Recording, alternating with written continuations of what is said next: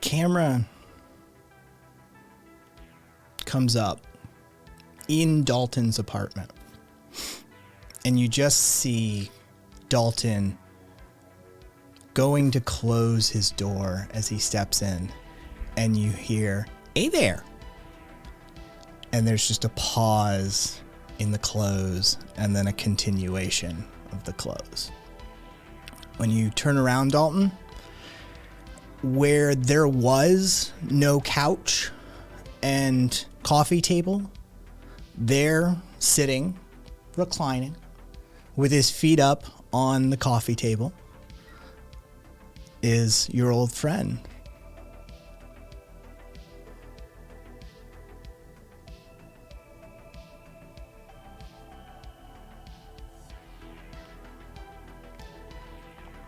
Dalton looking at this display, takes a deep breath and moves slowly towards the couch. Oh, bud, you look like you had a rough day.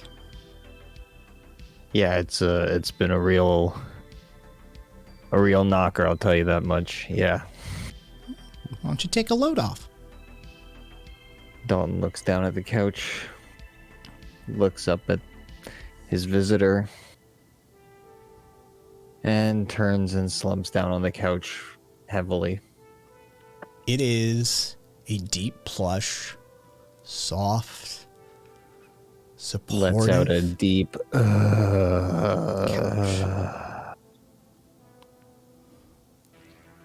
Here you go. And you hear a tsh out of nowhere. And he hands you a cold beer.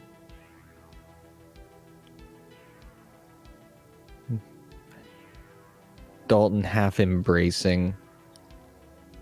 Dalton's in a weird place of half embracing this as real enough, but also still terrified of what he's experiencing. Takes a pausing look at the beer, but then grabs it and puts his feet up on the table and just... It's cold. Thanks, appreciate it. It's refreshing. It's got a little bit of condensation on the outside of the can.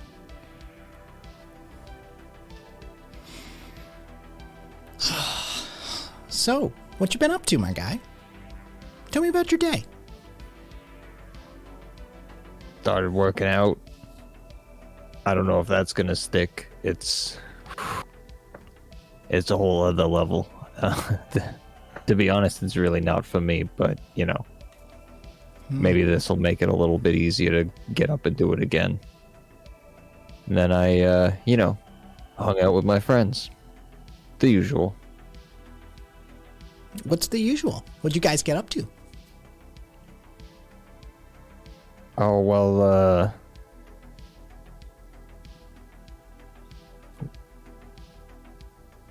the things your friends do. We've got a little, club we hang out in. We do some getting together. Dalton taking kind of pauses. Not really sure what he wants to reveal in front of this. Yeah, me and my friends just get together at a little private club and, hang out, work on the car, stuff like that. Yeah. Working on a new car too, huh? Yeah, I still got my classic, but traded up for something a little more current. Well, I wouldn't say too current. You do have a type. Tips the beer to him. You got me there. So, we're playing our cards close to our vest today, huh? That's okay. I don't mind. You remember the first time you got a car? I do. As you say, I do. Around you, what seems to be a sandstorm in your own apartment starts swirling around and obfuscating the walls. You seem to be in the eye of this hurricane. And as it begins to form around you after you say, "I do," a three-dimensional image starts to surround you. A screen of sorts. And you see, from what seems to be a bit of an elevated vantage point, and the audio isn't as crystal clear as it might be today, but you see that scene before your very eyes of you receiving your first car. Why don't you walk us through what that looks like?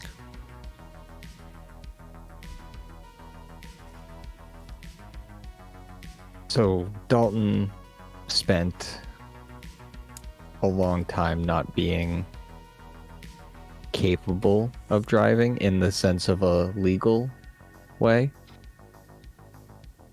So he would get to fuck around with other people's cars. He'd get to test a lot of roads and drive around, and got very addicted to ripping around the road.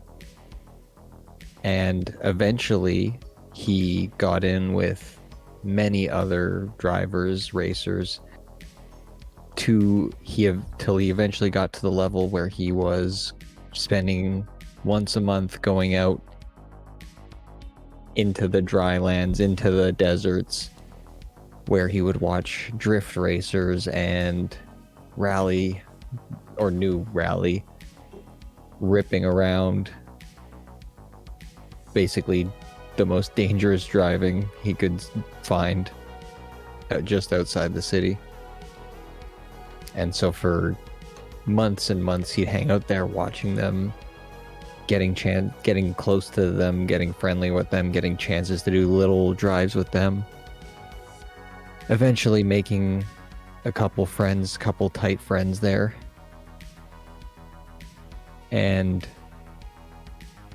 once he had gotten in the good graces and made good friends with some of the higher levels, he was given a beater.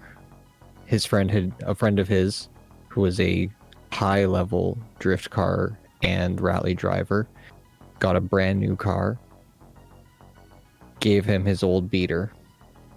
One day when Dalton went out to the deserts, he went to meet his friend, and right before the rally started, his friend handed him a pair of keys and gave him his first ever rally car, to which Dalton crashed and totaled within a week, but was truly a formational moment in his life when he got his first keys, could rip on the road as much as he wanted. Again, smashed his first vehicle. As you are handed the keys in this scene, it zooms in a little bit, and it sort of captures your countenance. And in that moment, Giordano turns to you and says, "Weren't you so happy that day? I haven't seen you that happy in a while." Yeah, you're kind of always chasing the dragon on your first whip, I guess. "You sure it doesn't have anything to do with that night?" And boom, the scene changes. And you see a series of events, but being rewound fast. You see a young woman on a stretcher in an ambulance being taken out, covered in blood. You see Dalton being reinserted into a wrecked, rolled vehicle as it rewinds itself and takes us back to the beginning of that night.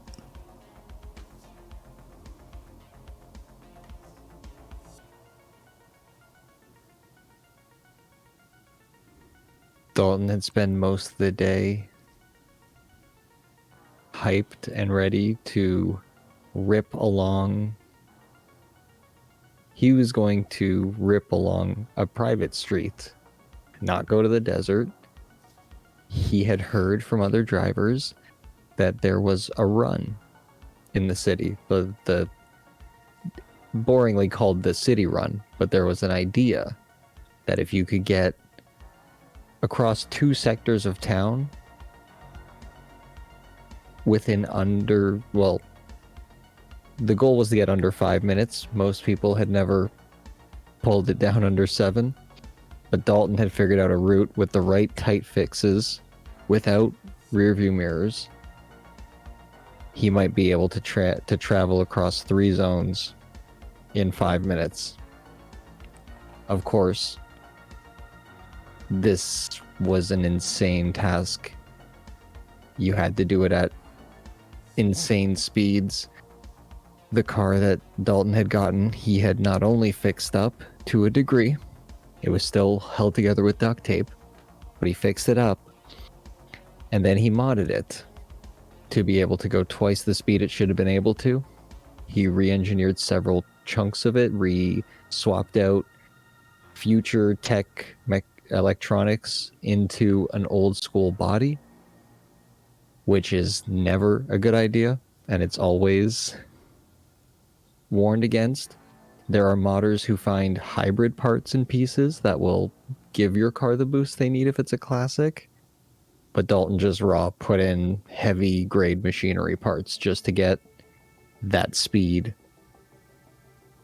And so, of course, when he did the run, tried to do the run, he was coming down a wide street, big main coast street, but he had to rip into an alleyway. That turn was a little tight. Swung his tail out, smashed into a telephone pole, or a communications pole of some kind. I don't know if they still have them. But it caused a flip that caused him to hit and ramp off a parked car and roll his car 3 times over, utterly totaling the car, and also destroying thousands of dollars in high-graded electro parts for cars as opposed to regular engine parts. It took him almost a year of rehab and cast work and hospital stays to,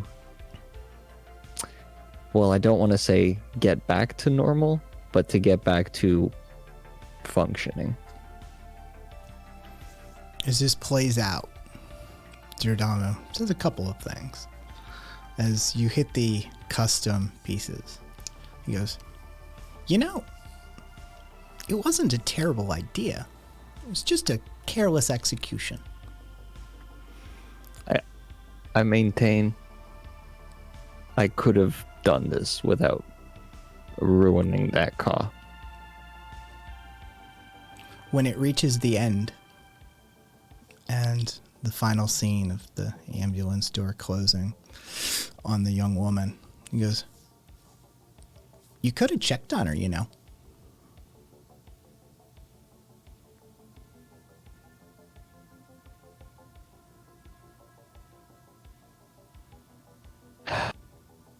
I've done a lot of work to try and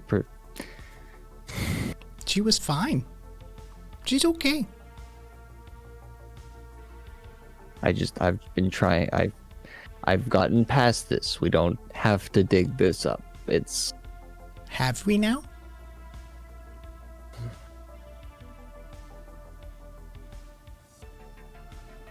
I guess we haven't, you and I. If you want to go there, if you want to continue the scene and see what I did, I guess.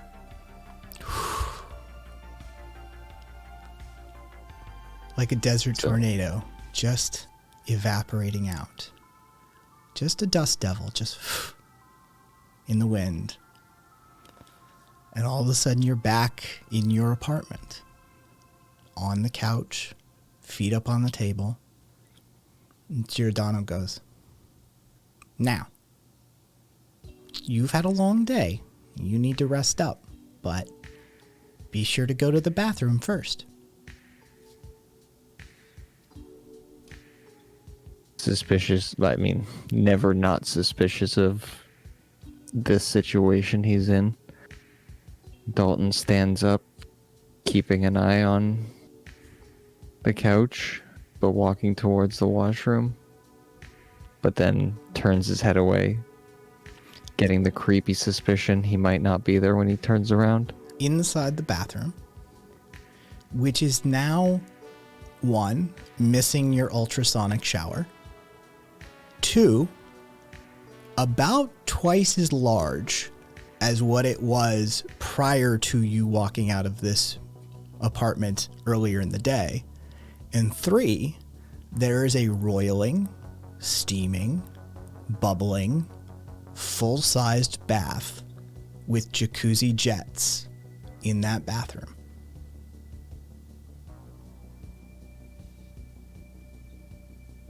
Dalton's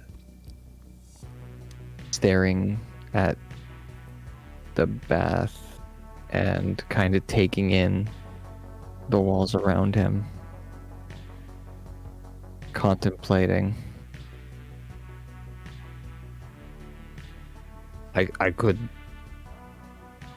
get in this bath. It's so inviting. My muscles are killing me. This could be incredible.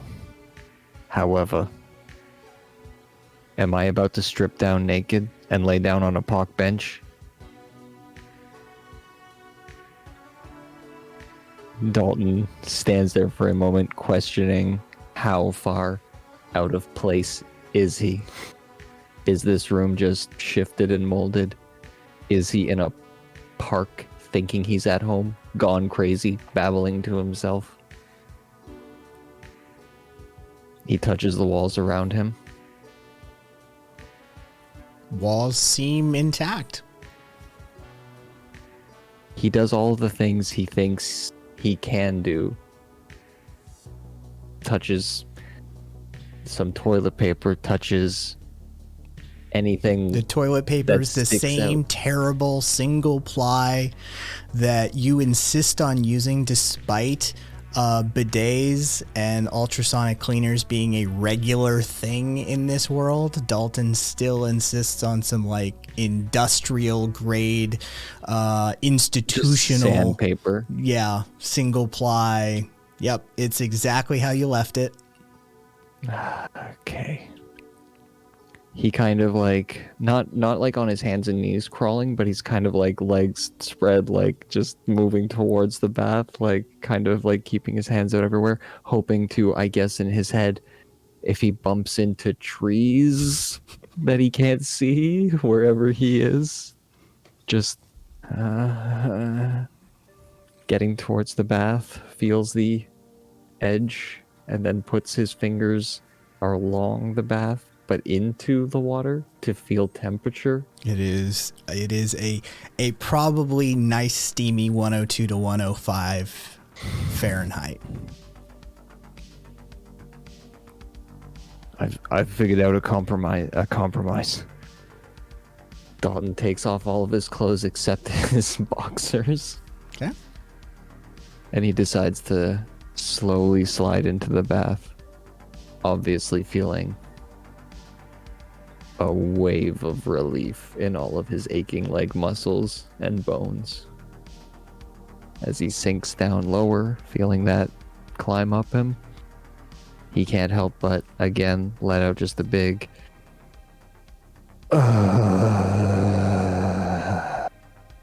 as you let out your sigh of release, relief / groan of hesitation, you hear Giordano's voice literally sort of just echo in this room from all areas. You were young and dumb. Happens to everybody.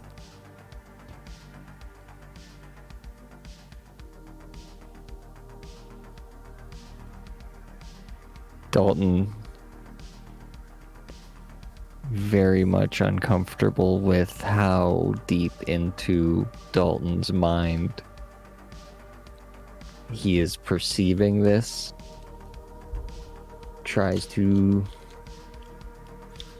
embrace the idea that he was young and dumb and he was a drift racer, and he's not justifying it, but he's had a lot of friends drive a lot of cars into some unfortunate accidents, and it's not a justification of his actions, but it's street racing, it's car culture, it's unfortunate, but this stuff happens. People get hurt, cars hit things, people in the cars die. It's not always the innocents on the side of the road, it's not really Dalton's fault. It's not really my fault. I don't have to think about this. It's fine. I've gotten over this. I've thought about this. I don't need to worry. What I need to do is take tonight, relax, and I can forget about it. Relax. Dalton leans his head back, closing his eyes, chanting, relax, relax, trying to get out of this space that he's been put in.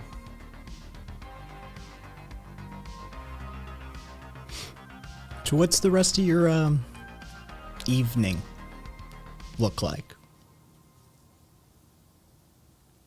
Surprised that Dalton isn't waking up in a park, still in a larger bathroom than his apartment was. Dalton gets up, gets dressed or pajamaed out, goes back out to the living room area, looks at the area where the conversation just happened and the There's questionable insanity. Still a table, still a couch. No Giordano. Okay. Dalton doesn't stop in the living room area. Walks along the side of the couch to his left, door on the right, past an island that lays against the back of the couch into his kitchen. His bathroom and bedroom directly behind him. Bathroom against the wall, bedroom down a small hallway. Goes into the kitchen. Looks at his sink, not filled with dishes because he doesn't have many dishes, but certainly most of them are in there. Looks at his dishes, thinks about it. I'm sure I have something I don't need dishes for. Opens the fridge. Couple beers. Leftover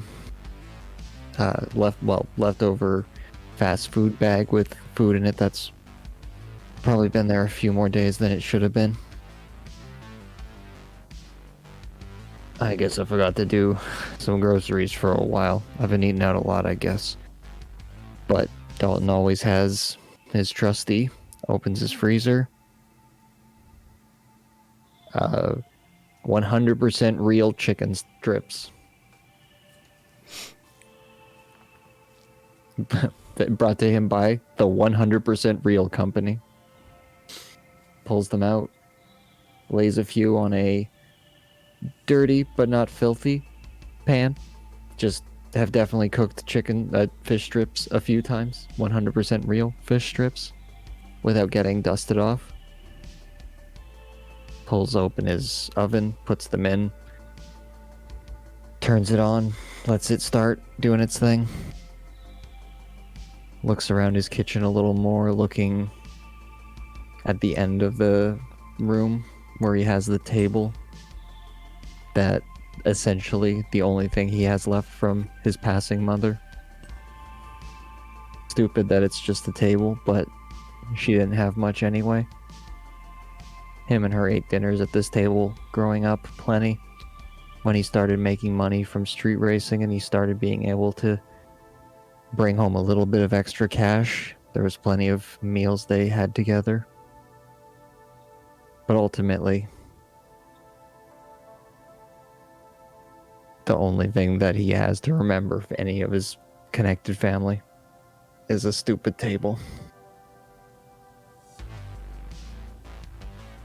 Here's the ding of the oven. Opens his 100% real fish sticks. Pulls them out. Goes at them immediately, doesn't even think about the heat. Takes a bite and does the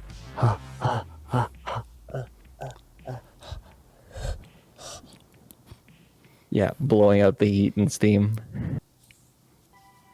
Swallows that whole piece instead of spitting it out, so just a hot nugget all the way down. Drops the other one and just stands there and waits a bit. Turns on the TV. Usually, at this time, it's probably some kind of rerun of some kind, but he switches to the reality TV. Wants to see if slave to ratings in space. They have there's right now there's two people. There's a male named Jack and there's a girl named Hannah who are being compelled to have a lovers quarrel, seeing as they weren't lovers prior to ascending to this space station, but ratings of course demanded that someone be shipped. And so these two people now are having a lover's quarrel over a relationship that wasn't of their own choosing. And Hannah, of course, the poll that has just gone up for Hannah was smack him. And so crack right across Jack's face as you tune in. Man, they'll really do anything for the ratings. Although it's never been the same since the first season. I guess I'll give the space one a try, but that underwater one, what the hell are they going to do with that one? Dalton starts looking through his electronic TV scheduler, which he did pay for, so he could see what was coming up in the few weeks, and starts scoping around to see how long till Slave to Ratings Underwater is coming out. Looks to be about 4 weeks. Okay. Puts a little notification. That's the one I want to watch. Goes back to his fish, back to his 100% real fish strips. They're a little cooler now. Can finish them and eat them. He keeps the channel on 100%, Jesus, on Slave to Ratings. But he lies down with his strips, and we don't see his bedroom, but in his bedroom is a perfectly made bed. Not because Dalton has much organization, but as usual, and as Dalton is wont to do, he falls asleep with the plate and the crumbs on his chest on the couch. You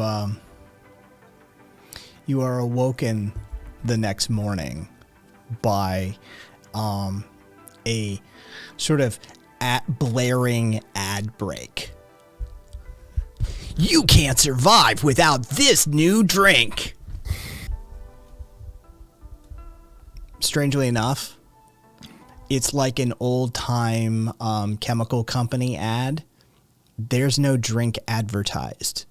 They've told you that there's a drink being advertised that you can't survive without, but nobody's actually tried to sell you a product.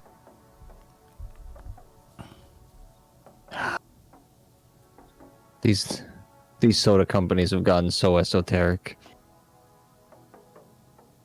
Dalton stands up and a plate drops and hits the table onto the floor, roll to break, or let it stand? How do you want it? Loud crash sound or loud bang sound, but it basically bounces off the table corner, bounces off his leg, bounces onto the shitty carpeted floor. Doesn't actually take much more than a ding.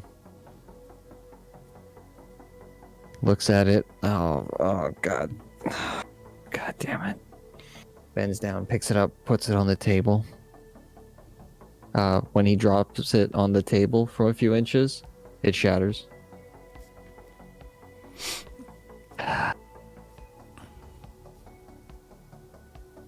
I'll figure that out later. Walks away, heads to his bedroom to not get ready for a shower or anything, but just to get ready, just to change clothes. Essentially the I'm not showering, just change clothes, it'll be fine attitude that Dalton can sometimes wake up with. It's definitely one of those mornings. Probably slept a little bit to the side and never really got a full feeling of, like, you know, when you slept, but you kind on the of couch. Yeah, when you sleep on the couch, yeah. But that is Dalton's usual place where he sleeps, but yeah, he definitely does not. It is a newer, better couch than what That's Dalton true. normally sleeps on. That's true. So it might be a little bit sharper. So moves into the bedroom, takes off the tank top he fell asleep in, wife beater, whatever. Puts on basically the same exact style one, just less crumbs, I guess. Grabs a shirt from a pile. Doesn't remember if it's a clean or dirty pile. There's 2 or 3 of them in here. Takes the smell of it. Seems okay. Takes a second.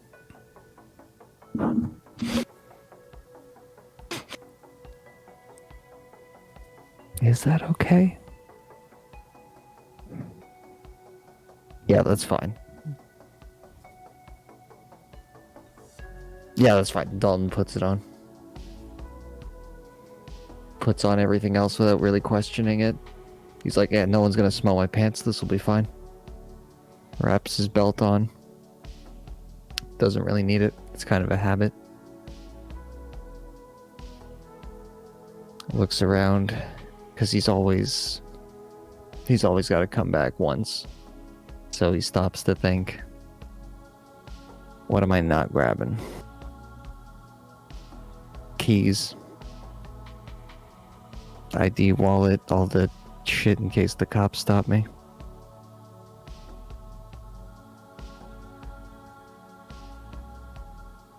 I'm sure I forgot nothing. Steps outside the door, starts heading towards his breakfast. Your neighbor, Ms. Rova, gives you a friendly wave. She's leaving her apartment at the same time as you, as she usually does. Have a good day, Dalton. Yeah, you too. Hey, might be stopping by at the. I need to do a shop, so let me know if you need anything. Maybe I'll pick you up something too if you need it. Any essentials. I'm gonna be there anyway. Give me some instant noodles if you can, Dalton. Thanks. Dalton heads towards the. I guess he lives kind of poor, so he lives probably higher up. He's probably heading to an elevator, whether that's a larger service elevator or a small one. Depends on the building, but yeah, I think this is not a big building. Not like large. It's probably tall. Cheap housing and whatnot. As you hit the bottom floor, go out to the garage, find your vehicle. Give me a roll.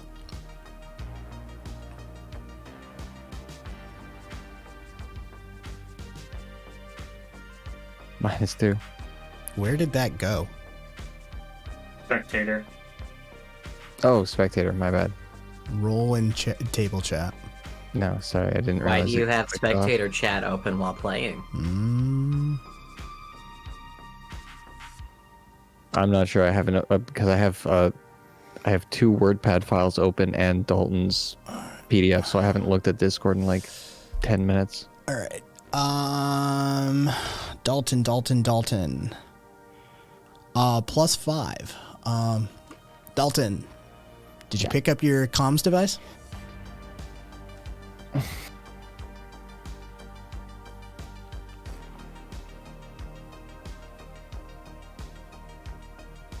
Dalton opens the car door on the passenger side, pulls out his wallet and identification, puts that in the glove box area, closes it, puts his keys back in his pocket, closes the door, heads back to the elevator, starts clicking the button to go up.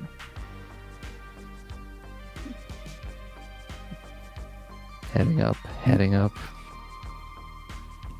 As you boarded the elevator, Ms. Robo was making her way out, and the elevator doors closed. They closed to the distancing sound of your neighbor chuckling to herself that today's another morning.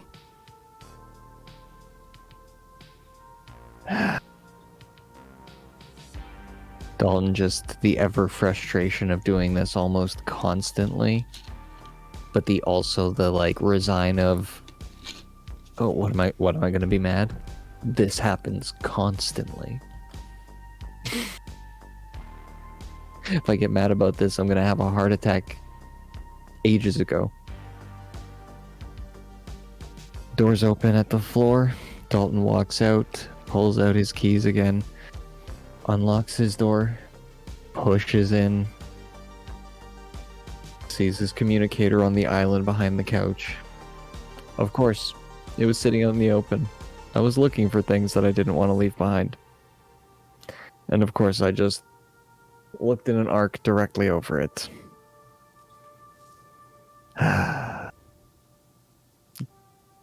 Grabs it, makes his way back down the elevator on this literal never-ending journey for Dalton. Gets off the elevator, heads to the car again. After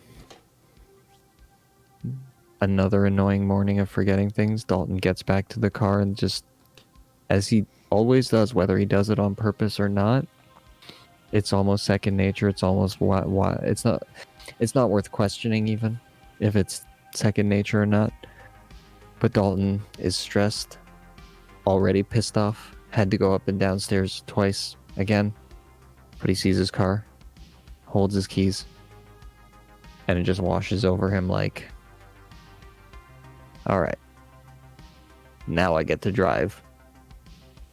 Hops in the front seat of his car, closes it, hits the ignition. It's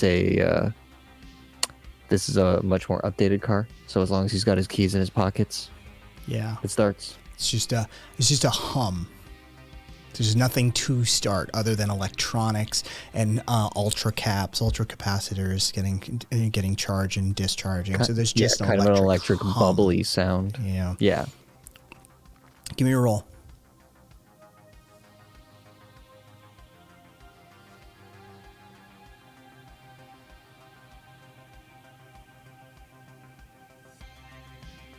Sorry, my Discord is taking a second.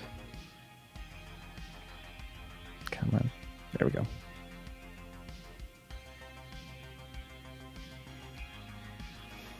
Zero. Plus your +4 to drive. Describe your drive into wherever you're going, frankly.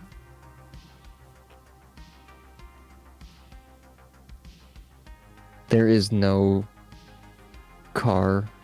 I mean, Dalton has cars he hates. Cars he would never be caught dead behind the wheel of.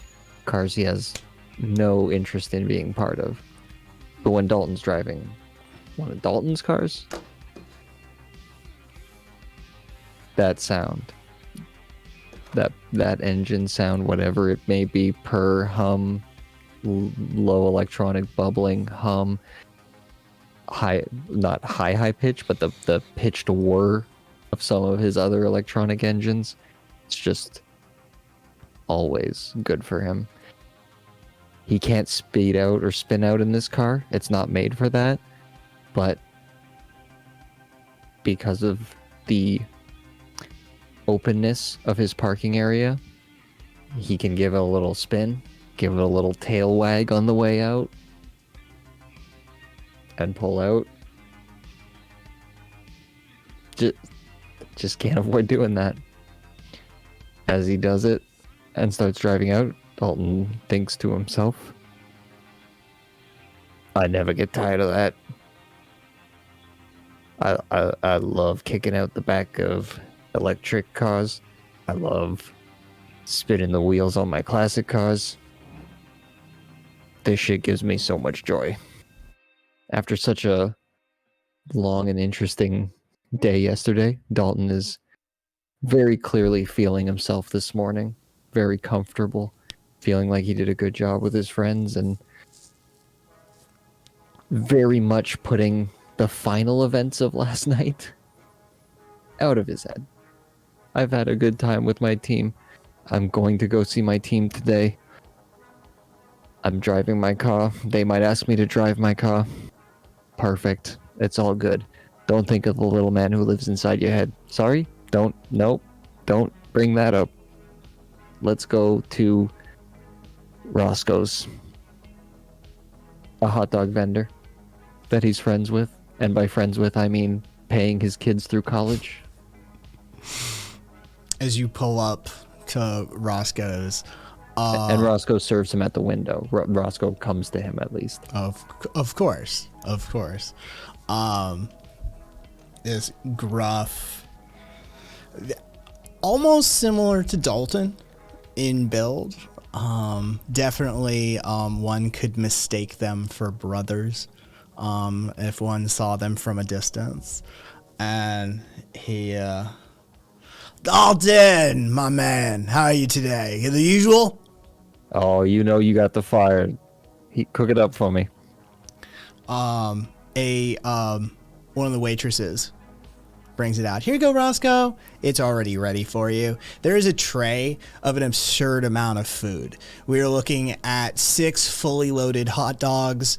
We're looking at a side of fries, a side of nachos, and a large soda sort of situation. And this is breakfast for Dalton.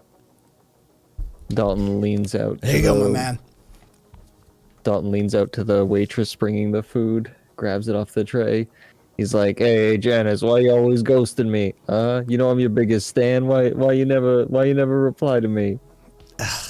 She rolls her eyes and just, you know I'm just messing with you. She's like, I hate. She Putting leans into Roscoe. I hate him. You're fine. You're fine. Hey, Roscoe, we gonna watch the game next week. We got I got tickets for the live one if you want to go check it out. All right, my man. I mean, I gotta check. My kid's got a thing, but you're practically paying for him. But yeah. No, I'll get back to you on that. Okay, cool. Hey, the invite's always open. I love the way you cook. I love what you do. So I you're my just man. want to hand it back to you. Appreciate you. You already hand me plenty. Dalton sends the payment. Oh, we're paying. You're actually paying today. All right, I want to put that one on your tab.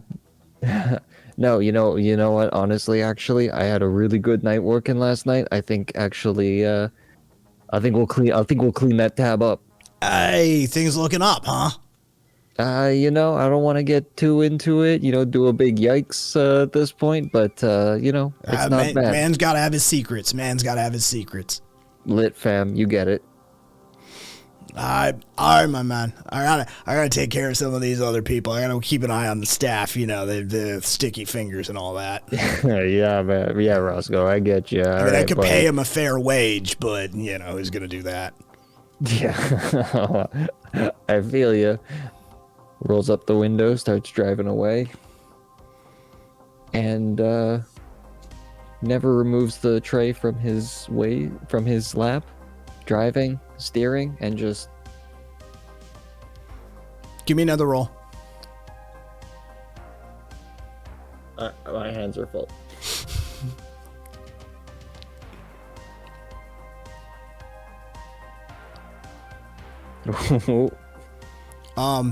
As a car brakes in front of you. Wait, can I? Oh, can you I want? fate Okay. point it? What are you gonna invoke to spend that fate point? I'm going to invoke for the vine. How? Explain to me narratively how that works. Okay, try this. So, Dalton has driven without his hands before. As part of one of his many tricks of stunt driving, he's driven with his knees quite a few times. So he lets off the gas so that he starts slowing down from the swerve, catches the wheel with his knees and puts in a bit of a turn. All right. A car brakes in front of you. Dalton, without missing a beat, immediately negotiates this obstacle with his knees and continues eating and continues on his way. As you arrive to the several blocks away location from Swain's base, describe your walk in to the facility. So as he gets out, he chucks the bag into the nearby garbage, or a nearby receptacle. You know, doesn't even have to be a garbage, just a bucket if it's there. As it hits the trash receptacle, if you were to like see what was occurring inside this cylinder, you would see a demolecularization process happen as the trash gets immediately broken down to its constituent atomic parts and put into a receptacle, a cell receptacle for that. Dalton puts the tray between the seat, just because he'll have that back for Roscoe later. Closes the door and starts still sore from Patty's workout. Not physically too sore thanks to the bath, but sore knowing not to go too hard on his own legs. So he doesn't do a jog so much as he just, like, in honor of Patty, keeps a firm pace, a decent pace, the few blocks to the base, just keeping a wide gait, straight footfalls, trying his best to just keep everything mechanically sound, which is him having no idea what he's doing, just thinking he's doing what Patty would want him to do in an exercisery manner. Now, before you come up to this base, and before we find out how everybody's nights, how everybody is, how things were resolved out for everyone else that was, well, kicked the fuck out of the car and then left behind by Dalton, we'll do a little mechanics work here first. Who has consequences from previous sessions? Dalton, that would be you as well. Yeah. Okay. Well, I've slept. Okay, so what we're going to do is we'll work from Dalton. Dalton, what consequences did you have? I am sitting on mild bruised face, busted ass body. Okay, so get rid of the face and clear the moderate consequence and move that down to just a mild consequence, a bit sore. Makes sense. Yeah, right? Jacob, what do you have? Give me a second. Yes. Fucking look. Everybody else, get your consequences ready. That's what we're doing today, class. Your boy's got busted chin and cut above brow. Okay, so what consequences are those for you? Mild, moderate, or? Yeah, mild, moderate, respectively. Okay, clear your mild, move your moderate down to mild, and rename it as partially healed, or however you wish to word that. Okay. Anybody who had stresses, and clear all your stresses. So if anybody has stresses used, clear those. Krill, what are your consequences? Can never remember where I've saved the file. I can remember it off my hand. I can't remember the exact wording. Okay. Mild is broken eye. Middle is deactivated left leg. And height is respiratory system. Okay. Still. Okay, so it's mild, moderate, severe. Yeah. Okay, so I'm going to assume before you guys get into narration that Krill had a few hours to herself in this process of whatever you guys were doing. I will assume that Krill managed to repair her eye to some extent. So that would have been the easiest. Clear the mild. Move the moderate down to a mild in some capacity. So some level of repair done. And then move the severe down to a moderate and consider that sort of sore lungs, stressed respiratory system. Patty, what you got? I got a burnt right hand. I figured have enough time I could just put it back together. And Okay, put it as a mild. It's already on a mild. It was on a mild. Okay, then take one physical stress and clear the consequence. Okay. Troy, did you have anything? No. Nah. And Karen doesn't put her neck out, so she's fine. She's like, yeah, no, I'm not getting injured for these people. All right. Then what I will do is step back. I would suggest that amongst the cross on the screen, Jacob, Patty, Krill, Karen, and Troy, figure for yourselves really quickly for the group who is at the base this moment upon Dalton's arrival. Dalton narrated on in finding those people and have the scene for yourselves. Have a good old morning and figure it out. From that point, I will step back as a GM. Good luck. What time is it? Dalton, what time is it? So Dalton is, the door slides open. It's 9:13 in the morning. A little late, but Roscoe's had him swerving, so walks in. Who do I see on the way in?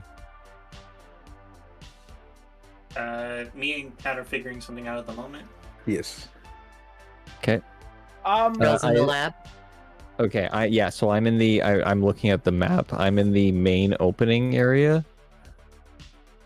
Just pop this up to size. So Krill's in the lab. Jacob and Patty are talking in the main area. They aren't quite here yet. Yes. Okay, though they're just you guys are on the way. In On the transit. way. Okay. Karen's been there for about half an hour. Troy's in the computer room, so you'd probably see Troy first. Okay. In the lab. And Krill and Karen are in the lab. Yeah. Okay. So yeah, Dalton walks in. First thing he sees, Troy Bot. How's it going, bud? You see Troy, he's hooked up to one of the monitors, and a combination of like both charging and there's data going across. There's just data flying across the screen. You see web pages and browsers and search engines and various things popping up. Troy's downloading and searching information and just gathering some stuff. Researching a few things. You could maybe glance a few things. You see maybe C/ pop up. You see briefly some information, something regarding net running pop up and then fly off. And then as soon as you acknowledge Troy, all the information just stops. He's still hooked up though. He's still in the middle of charging. And it's just this cord that's like coming out of his index finger plugged into the computer. And he just turns around and says to you, "Greetings, Dalton. Is there anything I can do for you?" Let me get back to you on that. Just wanted to come by, see how everyone was doing this morning. Is anyone else here? Is it just you?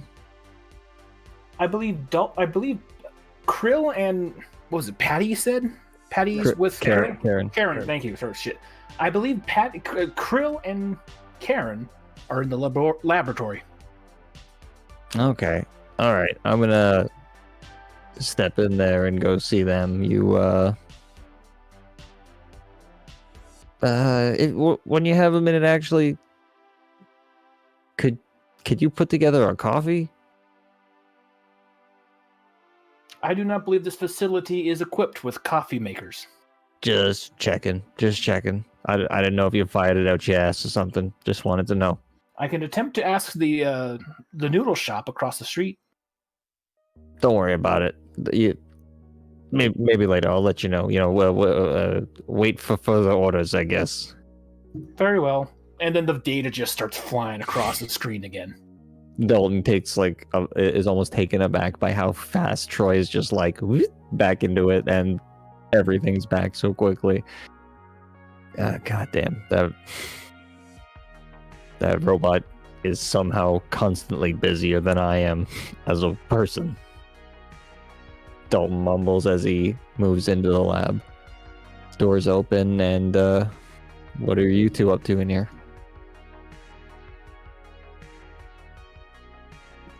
Karen is hanging out with Krill. Karen's been interested in what Krill is doing. So, once we actually get these nanites working, they will actually be able to manufacture my design for a nanite, but I need to collect. She's actually glitching a little bit more than normal, having someone actually ask about what she's doing. So she's like, so I'm trying to recreate a cell, and it's actually harder than you think. So we need micro constructors to do that. So I need these nanites to work first, and the mechanical arms are just doing their like. Work. I'm assuming she's too far into the work to hear the door. Hi, Dalton. Good Hey, morning. Krill. Give me a roll. All right. You go back to what you're doing, Krill. Don't worry about me. How's it going, Karen? Let's do. You're good. Yeah, Dalton turns That was his totally a attention chance to Karen. see if her work blew up in her face.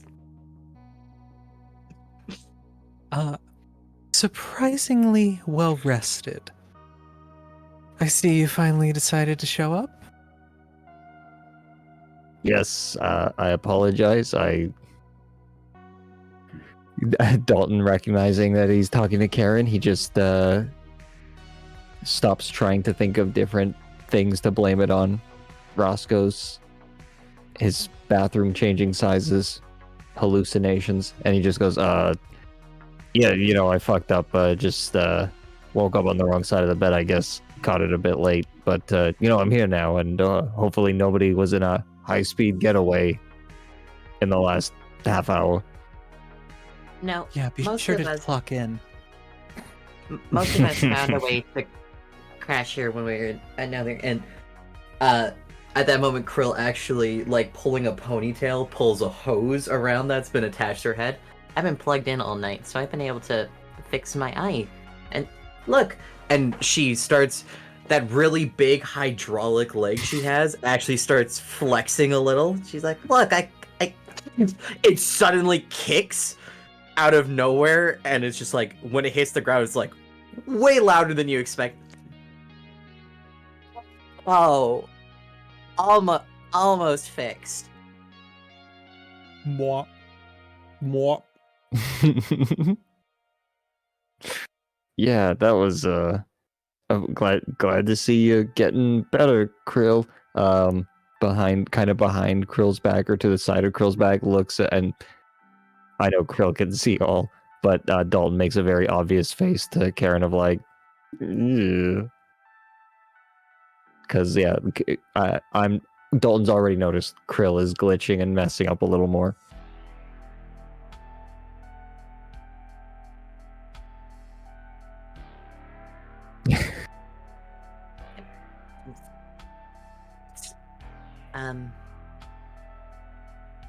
Krill, do you need any help with anything, or you got this? No. Has anyone have refreshments yet? I actually ordered some extra Nutri shakes overnight. Oh, I didn't see anything on the way in. Gray. It is gray smoothies. But almost anyone who's been to a medical facility at least once knows this is the shit they like shove in your face. They're like, listen, this is literally every bit of probiotic and vitamin you need in a single thing. I'm good. But thank you. Okay. Dalton looks at it for a couple extra seconds. I'll take one of those, actually, Krill. Hey! And she grabs another straw and goes into the package. Here you go. Dalton holds it up in a how would I just in a out of place friendly kind of way, holds it up for a cheers. Hey, congratulations on fixing your eye and kind of your leg, fish monster. Thanks. They cheers cups and Dalton starts drinking out of it, takes a few steps. What is it? Yeah, what does it taste like? Okay, so actually you see Krill smelling it, because even before you got to taste it, you smelled it. It smells like blueberries. It tastes nothing like blueberries. It tastes like the most medical paste you have ever had. Dalton spits out the first mouthful. Does it taste bad? I'm sorry. I actually don't know.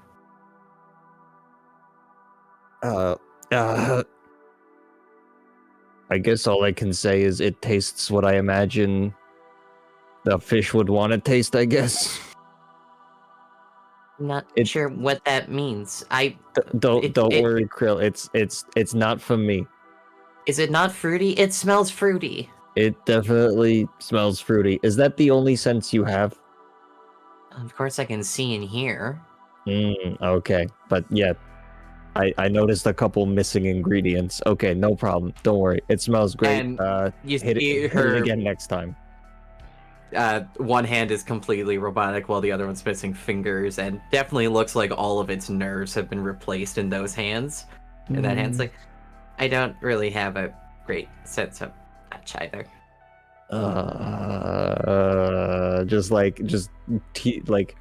The most like, but like right at Karen, just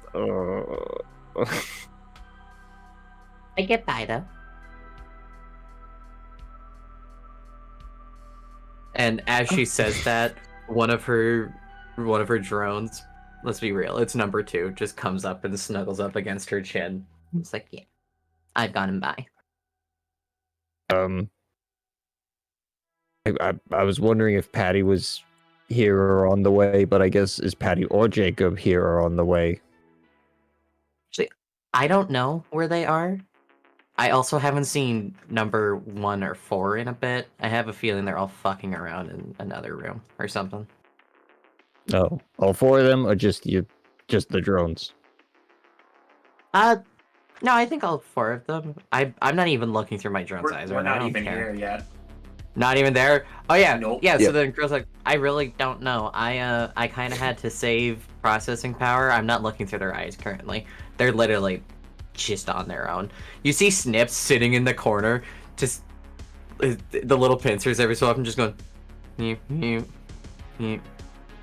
She's just chilling out. Two's in the room. You see number 3, also, but looks like they're in standby mode, sleeping.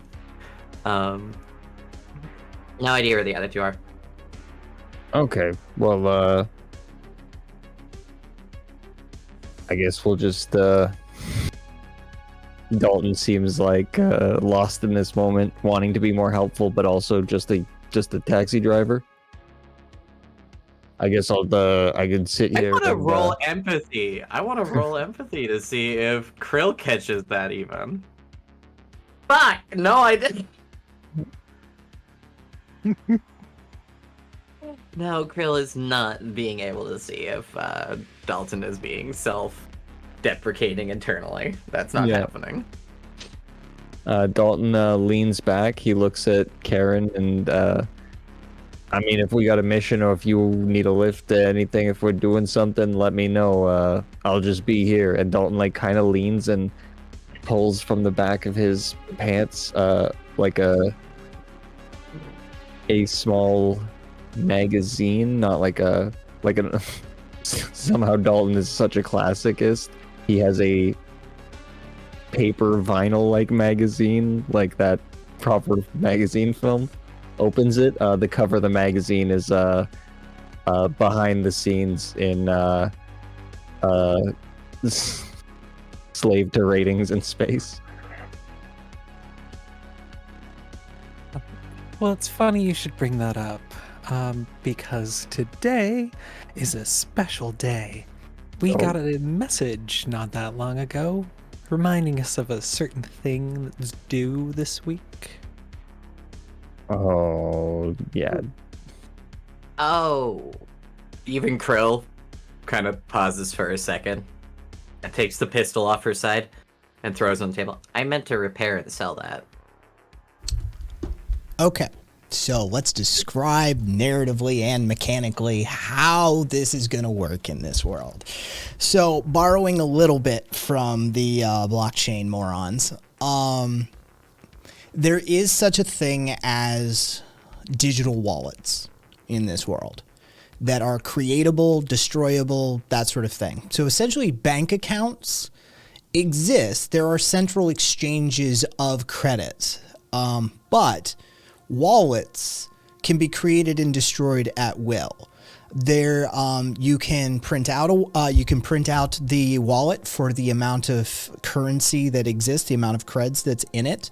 You can put it on a disposable chip on a card and hand that to someone, or you can simply electronically, over a two-way encrypted connection, send credits. And so essentially what you can do is on any electronic platform, any PC, any comms device, any sort of kit, it's not that complicated to spin up a wallet.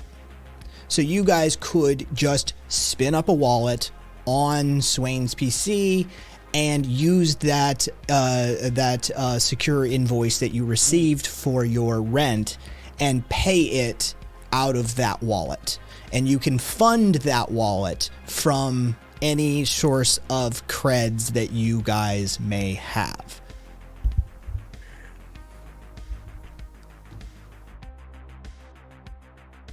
Okay. Creating And- wallet. And Remind me, it's 5,000 for rent.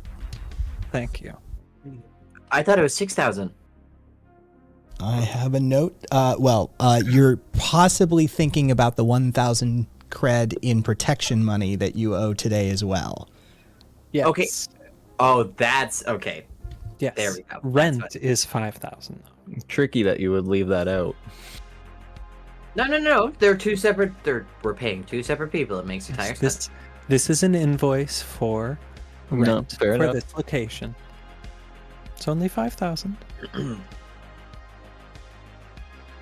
How much access do we have to Swain's money? None. Swain was broke. Oh, that's true. No, Swain was a wannabe fixer and scrap dealer. And it looked like during the last few months of his business dealings that he had actually started leaning back on the scrap dealing a little too much and is now just broke. He just really tried to go fixer and failed. Can we push out his scrap, or is that rude or passe or in bad taste? Mine. Oh. Sorry about that. I forgot you were a mechanical garburator. Useful, all of it. I mean, I fix cars. Sometimes things are too far gone. It's fine. I get it. It's cool. I get it. Yeah, and when they're too far gone, I utilize them. Speaking of which, we still have the leftovers of a limo. Stuff. If we don't pick it up, some city workers going to compound it. So. Don't remind me. Well, it's wonderful that we just got paid 5,000 credits for that job we just finished. Wiring you the digital lock and key for the wallet, Karen.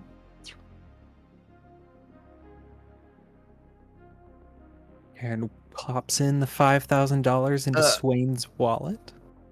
Oh no! This is not Swain's wallet. This is just called the junkyard wallet. This is Krill. Krill would never sign it with Swain right now. She's just like fuck Swain. Fuck Swain. In fact, go ahead. For the sake of the invoice payment, to maintain that relationship, the payment I would like to come from the wallet on Swain's computer. And we can spoof a wallet, I guess, but Is there any chance we can? Digital signatures do exist. Can we not pay the whole thing right away and split some money? I don't wish to deal with landlords so soon into our investment. Come on, Karen. We just got something. We can't work something out. Can't get a little. What could you offer as collateral? The absolute fire in Karen's eyes for trying to ask to put my hands in her pockets immediately subdues Dalton's line of questioning. I apologize. I just got excited. You know, we did a big job. I thought, yeah, totally on me. We have bills to pay. Yep. Yeah. Last time we needed collateral, I ponied up. Where's your turn, Dalton? I got cause. Can you sell those, or do those belong to a group operation? Let's be clear. I can absolutely sell them. That wouldn't come with its own set of consequences, but I can absolutely sell them if we ever need cash. We can I'm not cross sure. bridges. Not very efficient problem solving. I'm just saying I'm not financially useless here. I can put together something if we need something. At this point, Dalton is just trying to rescue his masculinity from any hole that he can pull it out of.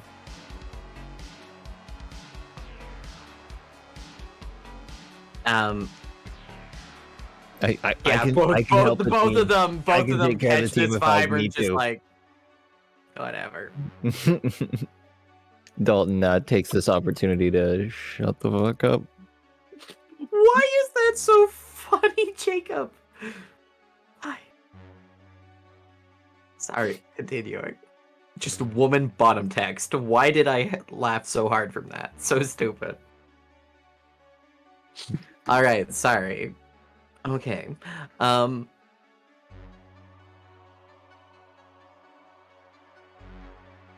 Krill Paying is... through Swain's wallet. Yeah, Krill doesn't put much of an argument, goes onto Swain's system and sees if she can spoof a wallet from him. Let's do a hack roll. Let's see how this goes.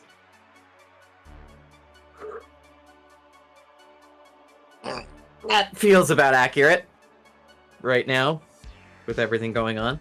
Oh, come on, dear. I think that you have it in you today for you to have a little bit of help from your good friend Karen to kick you up the notch.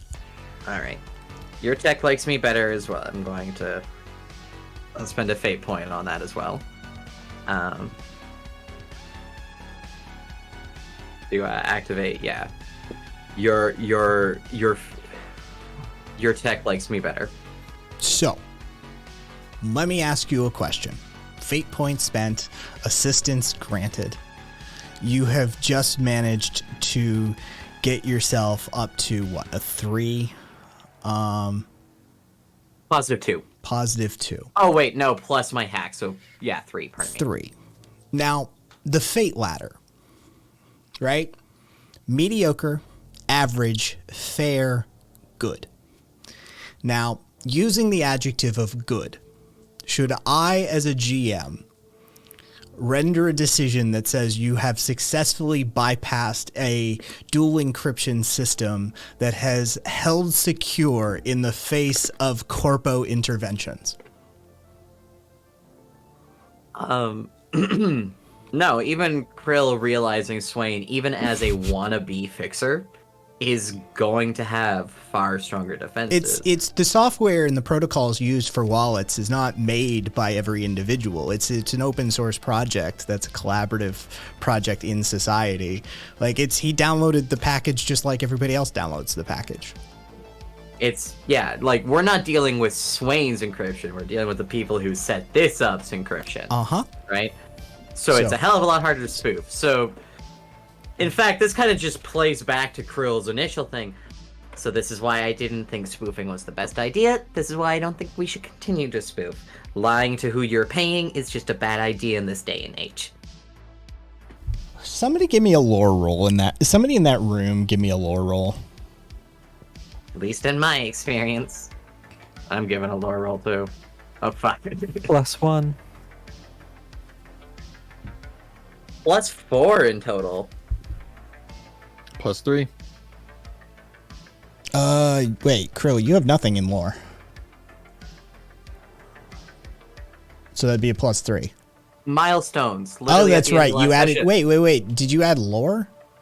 +1 to lore. That was your one thing to say I'm allowed to change. Okay, the one cool. thing I was allowed to change. Then you have +4, and Dalton has a +4 as well. Although hilariously, I think. Decide amongst yourselves.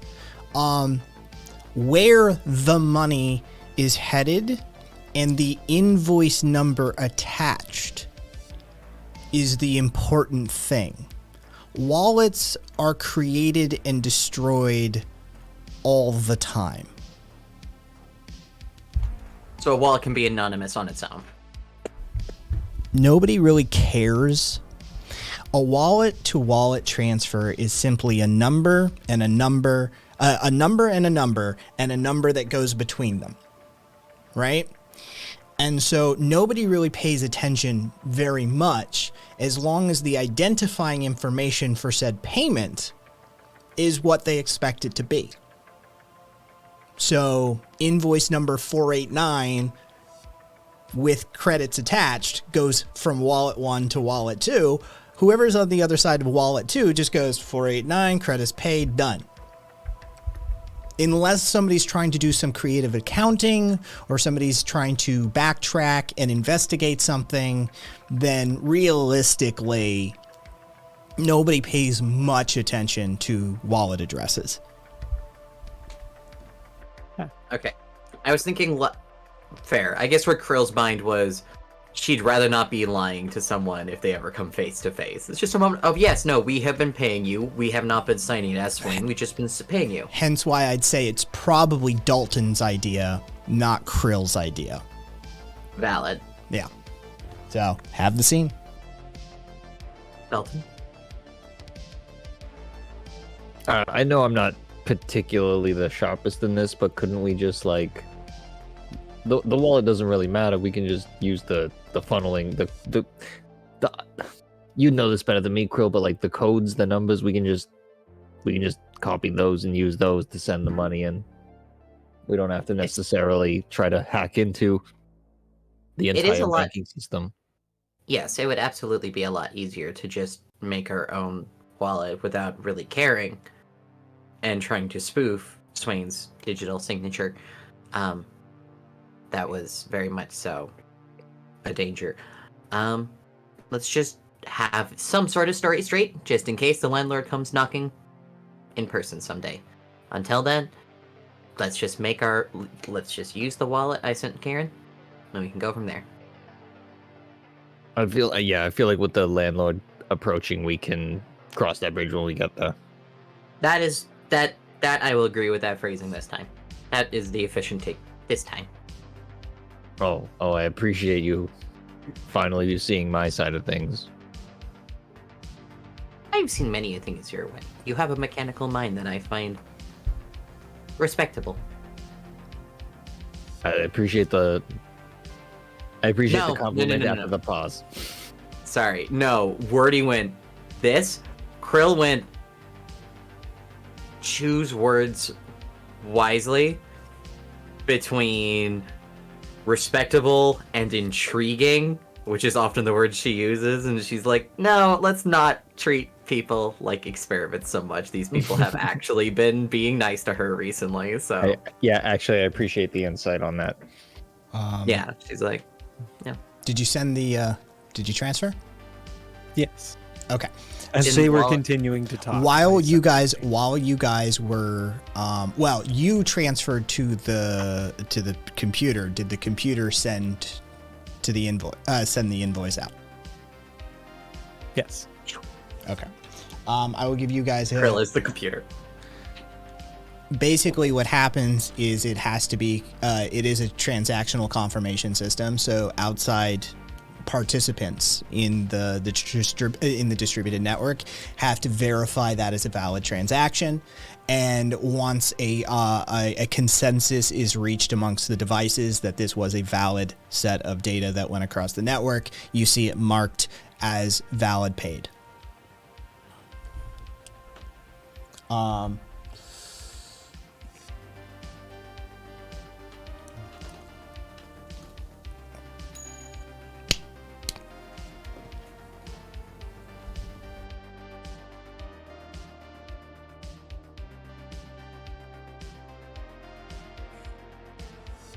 Now we just need to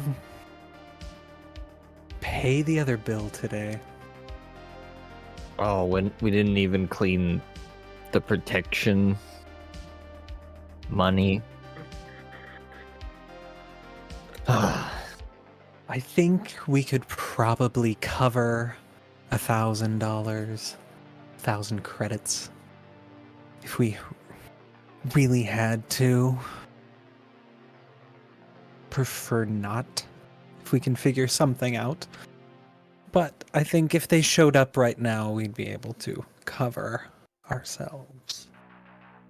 Okay. As long as we're not fundamentally screwed and basically gonna get our legs broken tomorrow. It's not the best way. I don't know how to say this to ingratiate ourselves to the neighborhood, I guess. I don't know what these people want from us. It high-key feels like it high-key feels like old school cancel culture, you know? They just can't pay the protection.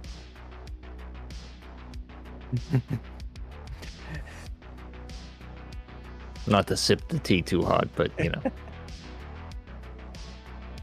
Yeah, it's, to be fair, it does. It makes me feel very small. Very small. Yeah. I guess we'll just have to. Small. Yeah, we'll just have to take this L. If we cleared some W's on the freebooter, then we maybe stop taking all the L's. That would help. Yeah. there's a loud banging on the garage door to the shop. I'm gonna go handle that because I'm tired of opening up new tabs in Urban Thesaurus to understand what you are all talking about. Excuse me. I hope it's Jigu. And Krill Dalton follows behind Krill a little bit. connected to the system. She doesn't even like. She just before she walks out of the room does unclick the power hose and is like, "Oh, okay." And then, you know, almost like she's Mary Poppins just walking in the room, her hands lift as the garage door starts to open. You see standing there a early 20s male, stocky, well built though. You can sort of, there's a bit of pudge on him, but you can tell that underneath it, there's muscle. And as he gets up, he's got a black jacket, and you can see a patch right over the left breast. It's the 65's insignia. It's a skull with a 5 carved into the forehead and 6 golden stars around it. And he just goes, Ms. Karen? Looking at Krill. In the other. I am not Ms. Karen. I will get her in the other room. Would you like to come inside for a Nutri-Shake? As Karen's right behind Dalton. yeah, and as Krill opens, as Dalton notices Krill is about to do there's a pattern to how Krill talks, and Dalton wants to jump in and get in the way of the please come in, and just like gets in the way and is like, oh, what's up, Chief? Looking extra today. How's it going? Puts a hand up, gets in front of Krill, just like Okay. just trying to keep him here, if anything, until Karen tells Dalton something. He looks at you kind of confused. He like glances at your hand and goes, I'm Trent, not Chief. It's just what we call each other, fam. Don't worry about it. How's it going? You have my 1,000 creds? Oh, shit. Our 1,000 creds? Oh, yeah. Had me weak for a second there. Thought you were snatching the 1,000 creds for yourself. Oh, And no. how does one pay, Trent? I mean, like, with creds? All right, bet. He turns to Karen. Looking at him, big smiley face, turns to Karen immediately like, Would you 1,000? would you exchange? Would you take like something worth 1,000? Dalton like turns back 1,000 around, grabs creds. Krill by the shoulders. Let's maybe pulling Krill fighting it or not. Starts trying to pull Krill back. You know, Krill's heavy as fuck. She does. yeah, just, for, like, for stops. sure, yeah. She No, just doesn't let herself move. She's we just don't like, need to make Trent- deals. Trent We don't- looks at you, Dalton, and goes, are you Ms. Karen? Krill points to Karen. He goes, oh, hold on. Goes, hey, Trent pulls out his comms device and like very sort of like holds it close to his face. And he goes, hold on. And he just starts like hunting and pecking and tapping. And he goes, Krill's lights are flickering. Requiem said to say to Miss Karen, say hello. Say hello.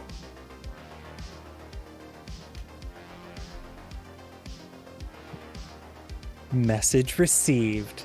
Thank you, Namaste. Trent. He goes, hold on. And he starts tapping. M-E. Oh, Trent, honey, if you want, if you want to just send a winky face to him, just the dot and the little thing. Okay. Yeah.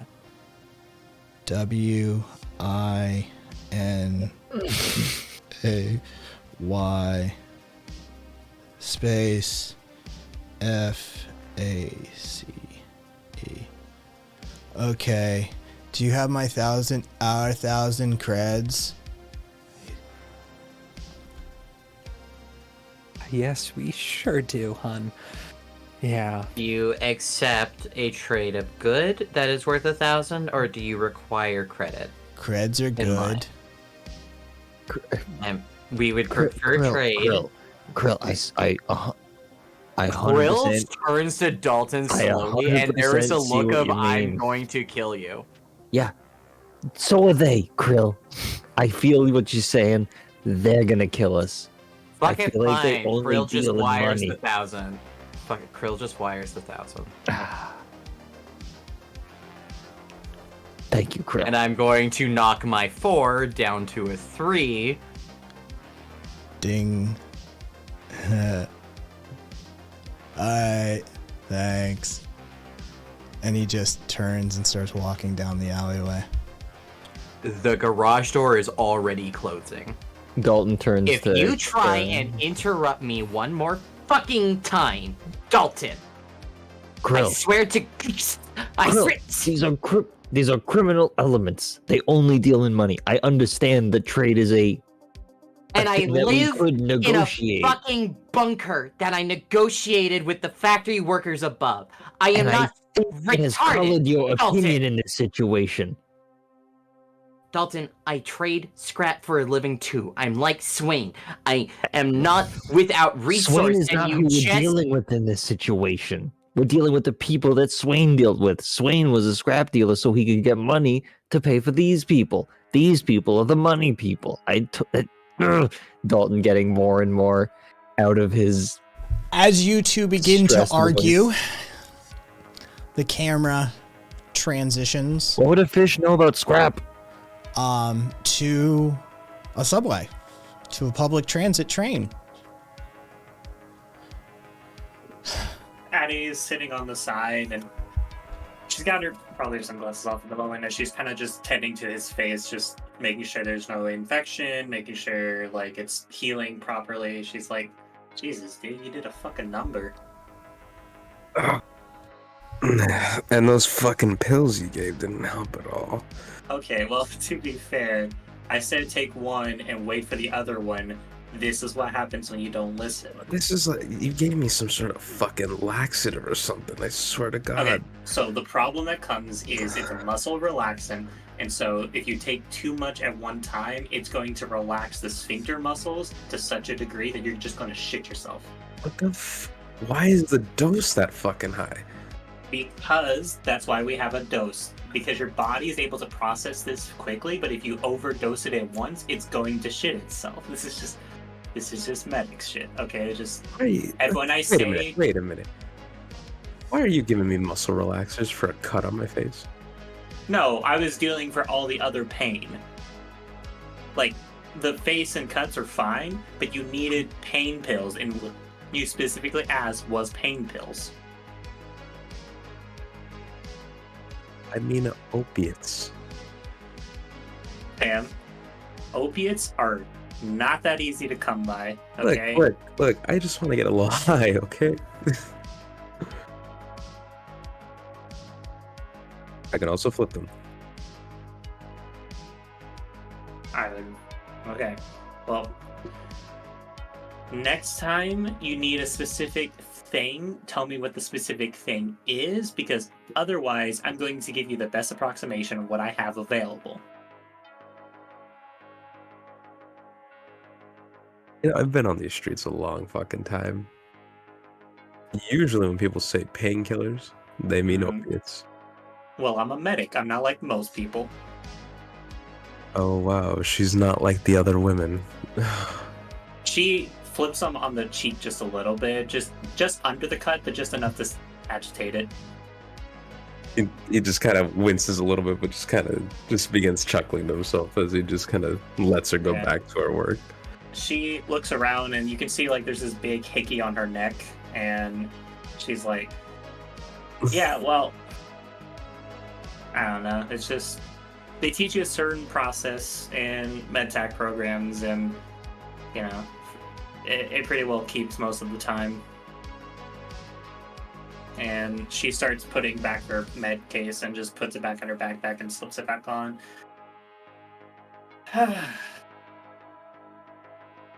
Noticing that comment, and I do want to roll for empathy here. Jacob just kind of sits back a little bit and just sits in silence before just giving her a little nudge on the arm. And just simple question. How you doing there? And let me get that roll going. Oh, well, +1 either way. Patty isn't a person to keep her feelings hidden real well. So you get very much the vibe as it goes further along. She gets more and more tense. And in a way, it's almost as if, like, she's dreading it. Hmm.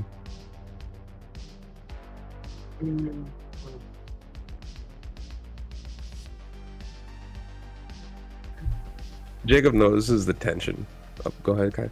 Where were you headed in from?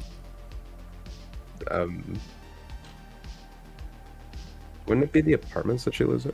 Okay. Well, Yeah, they're just taking the train down. Yeah, I was just asking. I was asking. This I place was is still actually kinda asking. shit. I was about to say. I was asking Wordy more than anything because Yeah. you know. Well, I figured we'd be staying at Patty's place because Yes, because Jacob's still a little Jacob's house is fucked and possibly being surveilled. Yeah. Well, all but confirmed to be surveilled by now. then, yeah. Then, pending how and when we dumped into this scene, you would be arriving fairly quickly. Yes. It is a rapid transit system with trains arriving every 3 to 4 minutes. Yeah. Mhm. In essence, what you see is as the different markers for the train stations are dropping by, you can see she's like almost seeing them. She's almost like counting. She's like 1, 2, 3, 4, and she's getting more and more intense as it gets closer. Not looking forward to seeing the group. I don't know if it's them or it's the fucking body. We're gonna have to do something about that thing eventually. We don't really have anything to preserve it. I mean, Krill probably will use it or something. That's what she was talking about the other day. Yeesh. I mean, I get it.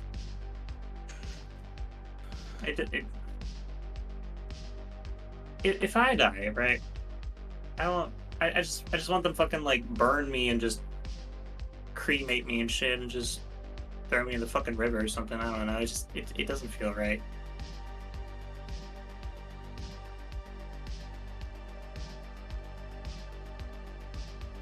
I mean, to be frank with you, it's not that I don't care, but you know, live a certain type of life, you realize you don't really have a choice after a while.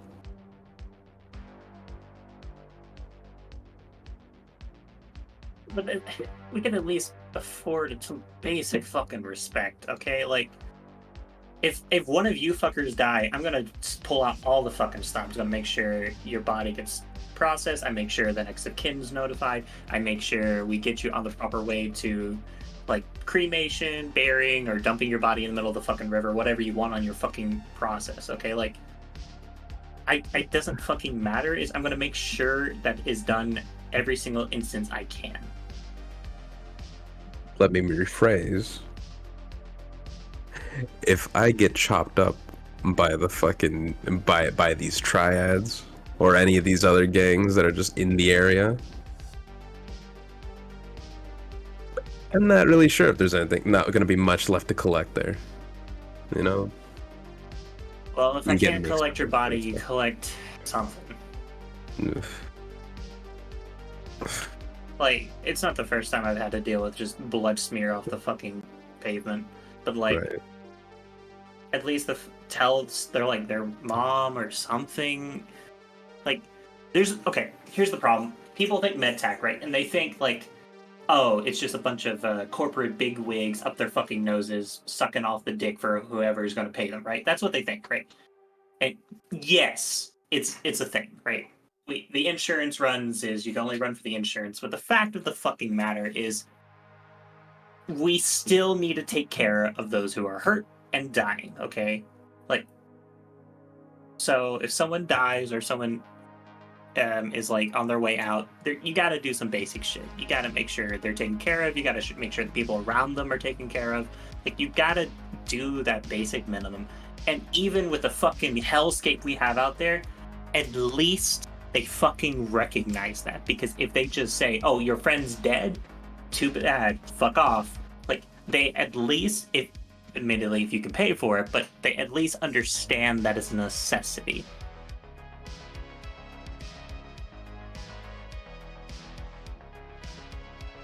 You know, at the end of the day, you're just doing. At that point, it's still just glorified waste management. You can call it waste management all you want. I see every single fucking instance of death, and it's another fucking person to take care of. Like, at the end of the day, is I can't do much, but I can at least help them like keep living a little bit longer or help them on the way out. On the way out, and a little bit longer, is different than a cold body. At the end of the day, you still have to treat it like a fucking person. Like, on some level. Like, if you just start seeing all things as just like bodies or matter or some shit, you kind of, what's the fucking point at that point? I ask myself every day, baby.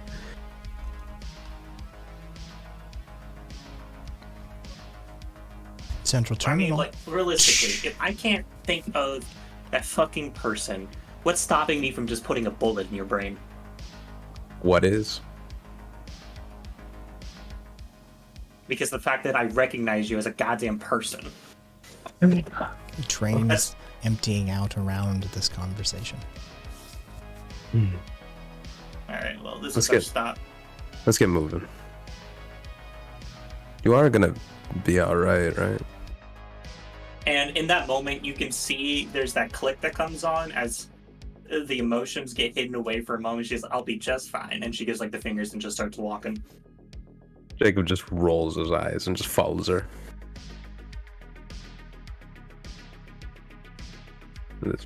You know. So they just start making their way down. Eventually. Yeah, your apartment's only like there's only 2 stops between your apartment and the Central Terminal. So maybe they just got a little distracted. Yeah, just little stretch, just quiet and enjoying each other's company. Yeah, like it's just, you know, downward walk, couple levels down a side street and then down a side alleyway to get you from Central Terminal to Swain's. So feel free to narrate in. Patty is like walking up. She's like, "You want to take the lead?" Yeah, might as well. Fucking, weren't we supposed to? Whatever happened to the fucking rent on this place? Karen or Brill, whoever's probably taking care of it. Ugh. Here's hoping they don't fucking ask me for any of my cut. We haven't even gotten a cut from the fucking job we just ran. Either way, they better save me a slice. Alright. And then she takes out a flask and just downs it. First shot of the day.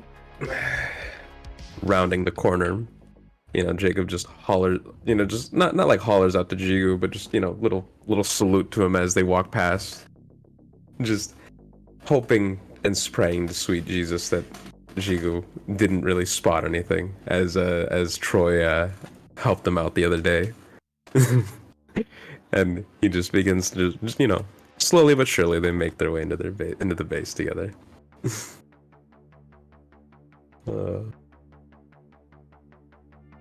Once inside, what is Jacob greeted with? Well, Troy's still at the monitors, and this time there's like 5 movies just kind of all placed on the front of the monitor, playing in rapid succession. And you see, well, I don't know, if Jake has anything like Cat, probably doesn't recognize what any of these movies are. Patty might recognize a few of these movies, though. Okay. There's... Can I try and like make a perception or something to keep up with the pure pace of these movies? Give me a notice roll. Okay. +0. I got nothing. Wait, what are we rolling for here? Notice. Fuck it. Just seeing what on earth he's watching. Oh shit. Wow. Let's see. I'm gonna say there is only one that Patty is probably able to recognize, and that's because it has a very distinct art style. Patty doesn't notice anything. Oh, okay. Jacob, Jacob on the is- other hand, is fully aware of what's on your screen. Yeah, Jacob's Okay. Jacob's like all seeing eye right now. So there is a movie. There is DreamWorks Robots playing as one of them. Okay. The other is Chappie, and then there's Ex Machina, Iron Giant, and Short Circuit. All just playing rapidly across the screen. I just want to say I like where Troy is learning their fundamentals. So basically, the same way that the Wu-Tang Clan coming up in poor Bronx urban environments, the cheap replays of the Shaw Brothers films that the public access stations were able to purchase at that time. The same sort of phenomenon has occurred here, that these vast libraries of intellectual property was stolen, seized, bought, sold, pirated, sold, bought, seized so many times through the corporate wars that essentially they became commonplace in the sort of underbelly, in the slums of NSF coming up. So as a young child, growing up in sort of the gang-ridden areas and really embedded in that sort of like underbelly of NSF, Jacob would have seen on sort of an infinite loop these now cheap movies that were just being played over and over and over. There you go.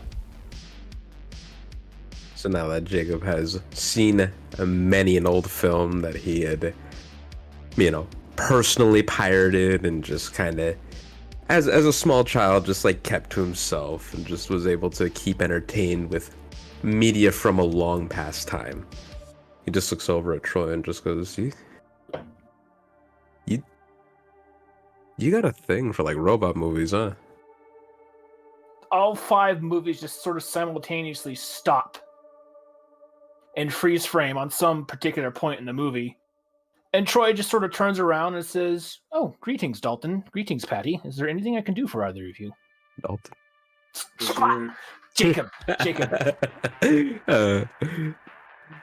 Jacob just goes, well, what's going on, Troy? You doing good there? I'm gathering information on the phenomenon of robots.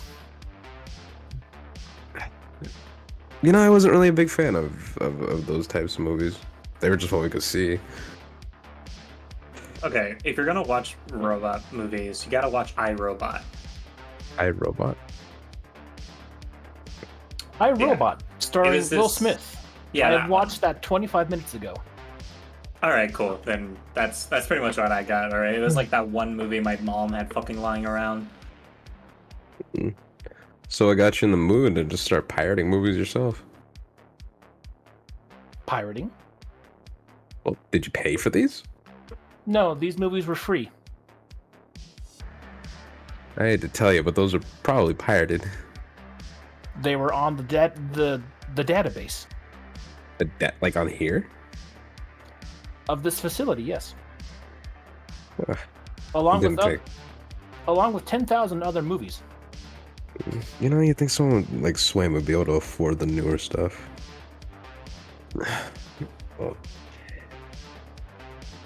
Well, I don't know. What's going on today? What's on the docket today, Troy? I believe there was a notification from the central database that rent is due. However, that notification has just disappeared. I believe it is safe to assume that the rent has been paid. Okay. Is there anybody else inside? Last I checked, everyone was inside the laboratory, although I heard noise coming from the garage. And then he just, Jacob eventually just like glances back at where at Patty. Man, we It's can't get spreading. into it tonight. Look, these things happen. At least I mistook the same person for the same, Look, either fucking way. And so Jacob just kind of looks at Patty and just goes, "Well, fuck. What do you want to deal with today?" You go ahead. I'll catch up. And with that, Jacob just kind of shrugs his shoulders and just takes his leave, heading over to the garage. Pretty much as soon as Jacob gets out of earshot, she turns and kind of like puts a hand on Troy's shoulder. She's like, "Hey, you got the thing handled yet? The phone?" I have not made any attempts yet. Okay. I have been distracted. All right. How have you been with everything else then? Can you specify the parameters? Well, you're watching all these movies. Is there something you're trying to figure out, or you just wanted to get a better idea of what you are on about? Troy just kind of pauses for a moment, and you see his eyes just flicker a little bit. And he just looks back at Pat and says, I do not have the adequate information to answer that question yet. Okay. Well, whenever I'm not trying to kill someone, hit me up. We can talk about it, okay? Have you attempted to kill someone today? The day's early. Are you planning on killing someone today? Planning? No. Maybe a general desire. Do you desire to kill someone? No, I desire to kill someone every day, Troy. It's just, today is just a little more focused. Is there a particular individual? Yeah, you know, she's, actually, there's two of them. One can't walk 5 steps without nearly falling apart. The other, is like looking at like the face of every fucking secretary in the world and just wanting to break their teeth. You see Troy just kind of like think for a moment. There's something running in his head. And he says, these parameters have a 90% match for Krill and an 80% match for Karen. Yeah. Are you planning to murder Karen and Krill? No. Very well then. Alright, well, nice talking to you, Troy.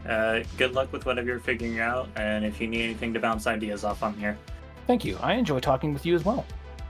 Yeah, and then she just kind of just walks off, just no emotion on her face, just sighing. Can I get a notice check from Jacob and Patty? Well, I don't think you were in the room with them at that time. No, right? it's not Krill. It's not Okay. Krill. Can I get a notice check from Jacob and Patty? Okay. I got a +0. Let me see. Slash roll. I got Nope. -1, so yeah, 0. Nope. Guys are just in a normal office space. Nothing's going on. Okay. Yep. And Enough Patty to- just starts heading in with the rest of the group. Yeah, to be fair, Jacob went to investigate the garage noises. As soon as Jacob opens up the garage, from the whole money and trade and value, but Krill and Dalton are absolutely still yelling at each other. No, Krill, you don't understand. The way this works is, if I hook you up to a car, one of you two are going to explode. This isn't something we're just gonna try out for fun.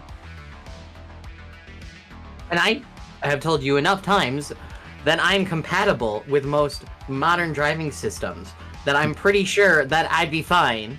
And you just seem to be Pretty sure further inept with modern technology. you're compatible, but you're also pretty sure you're gonna be fine. Okay, you know what? That's a wide margin right there.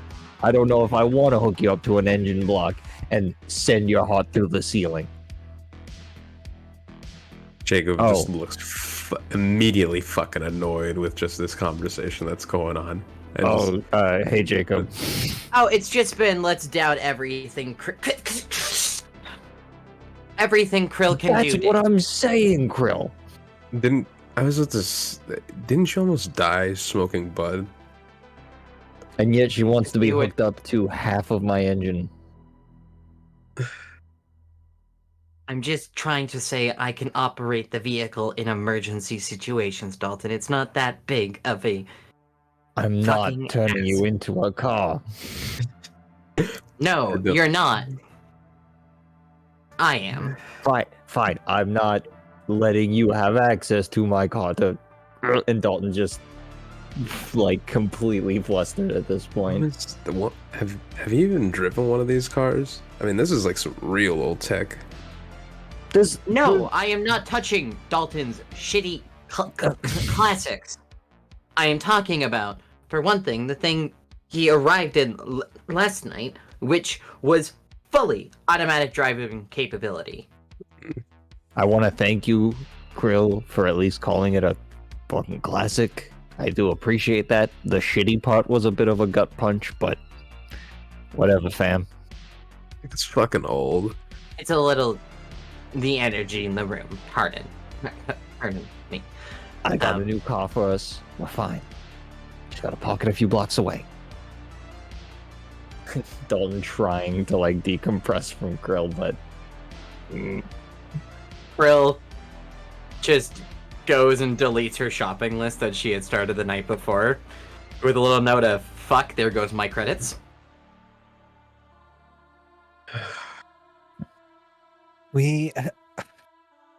I appreciate you covering us on that, Krill.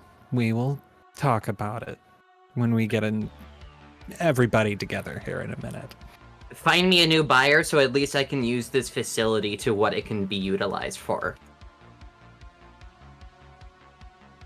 Patty is sitting on like the edge of the wall, kind of just arms crossed. She's just watching it all. yeah, Dalton seeing Patty in the corner now. I guess we got everybody together here. We could maybe start looking into the next job.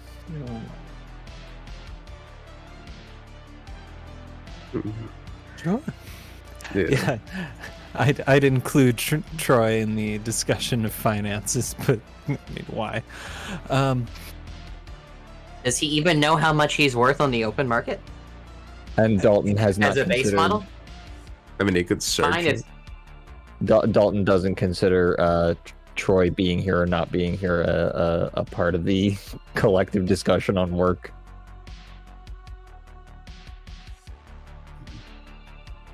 So, Krill, darling, had just paid us our protection fee. Now there are 5 of us, and that comes out to about 200 apiece. So, or we can do one of our jobs that we were offered yesterday after completing the other one. I think if we go into my bank account, I might be overdrawn $200. So Beautiful. well, we have 2 weeks before protection is due again, and another 4 weeks before rent is due again. This And is I'm our time scale for appropriately getting ourselves. and I'm definitely gonna lose more credits into the negatives in that time. So What's this protection money? Why is that so, Dalton? Why are you Oh. expecting further costs? Dalton like Will this be a liability to us? Dalton very clearly doesn't want to go into what monthly charges might be coming out of and for what into his account to Karen's only stands.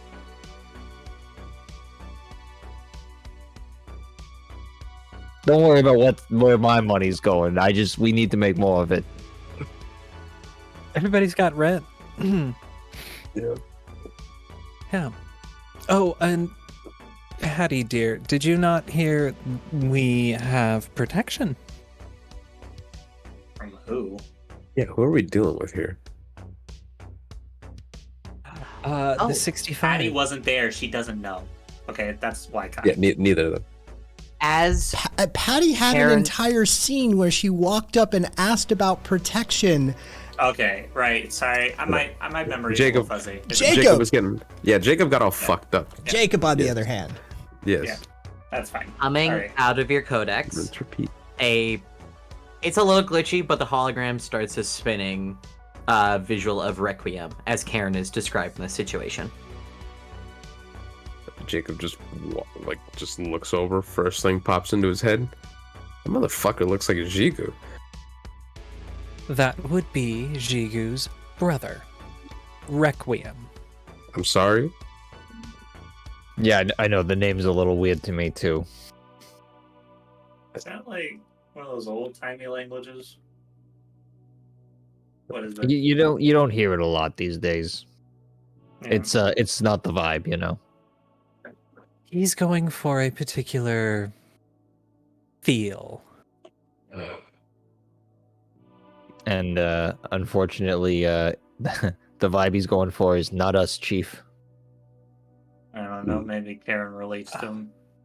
I 65ers. may have struck a certain chord with him. We might Wait. not be on the worst of terms. What? What prop? Wait a minute. How did he find us, and why did he decide to look for us? Yeah, if I remember correctly, and I've taken a beating since. Pretty sure Swain was in debt to him for protection anyway, and also his family literally lives and works right outside. We probably could have only avoided him for so long anyway. Plus, high-level gang. So, well, I mean, you know, Jacob, like the normal around here. Those motherfuckers. Wasn't them, yeah, it'd be you and somebody everyone. else. Yeah. Yeah, Jacob, it could easily have been you coming to us to collect. I mean, the guy's probably just having us pay him to not fuck up our place. Yeah, it's funny how that works. Usually they make you pay for protection, but the only thing you got to worry about is missing out on protection payments. They're the ones who will mess you up. Well, to be fair, there's only one way to ensure your protection is valued, in which the lack of its protection is, therefore, a threat. And I feel threatened. I don't know about you. So what do we... How much? So wait a minute. So what's the deal then? Like, we how much are pay, we pay 1,000 credits. a month? Every 2 weeks. Oh, fuck. And on that note, Jacob, because I had a sneaking suspicion, you know, I was going to get really mad about it, but I feel like I did the mature thing. I feel like we can all do the mature thing in this situation. Dalton very clearly tap dancing around not wanting to get to this point.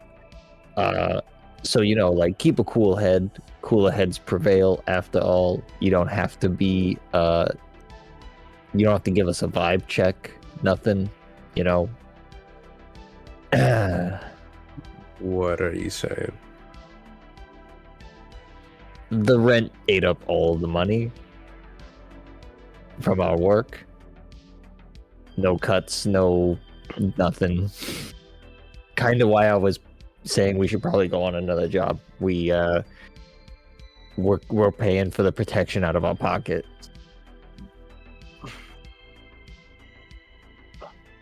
You could probably get Karen just to flash her tits online and cover it or something. That's not a bad idea. People pay for that? Yes. Yes, Dalton but and you'd be Jacob look at each other. surprised how many tits there are online. She's also not wrong about that. Yeah. I don't know. do not wish to attempt a search. I will take your word for it. All right, well. And now Jacob just kind of hesitatingly looks at Karen. These jobs, what are they? Two of them in particular, I think you might have some insight on, especially with our protection.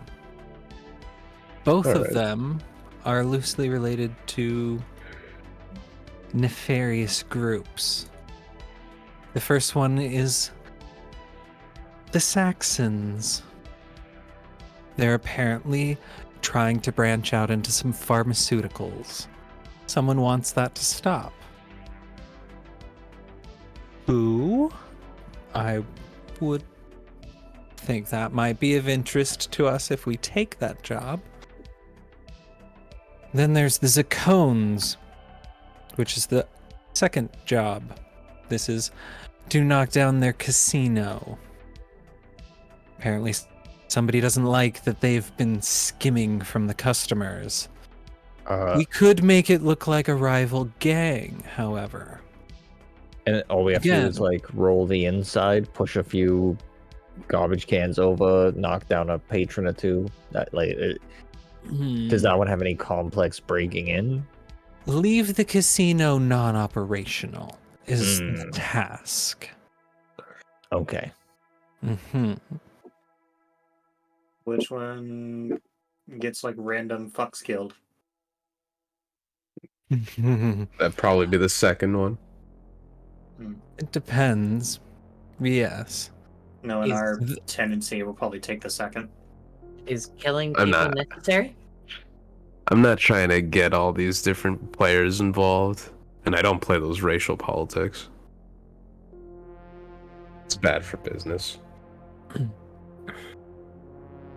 Now, we do have a protection gang now. Someone that we are invariably tied to. If we could further ingratiate ourselves to them in some possible way, say their rival gang also is implicated in this casino job, this could be more than just a financial boon for us. Were the nails get a allowed boyfriend on while this? you're at it. All right. Then, were the nils allowed in the 65's territory, or would that have been seen as crossing the line? And yeah, Krill's turning towards Jacob, asking that. That would definitely, that's definitely different territory sort of situation. I mean, you can pass through. It would be 65 territory. Yeah, and how many nil corpses are in the alleyway right now? Well, there's a reason why they like that. Yeah, but Do the nils pose a threat to the 65 is what I'm asking. Are they rivals? Rivals of sorts, yes. Okay.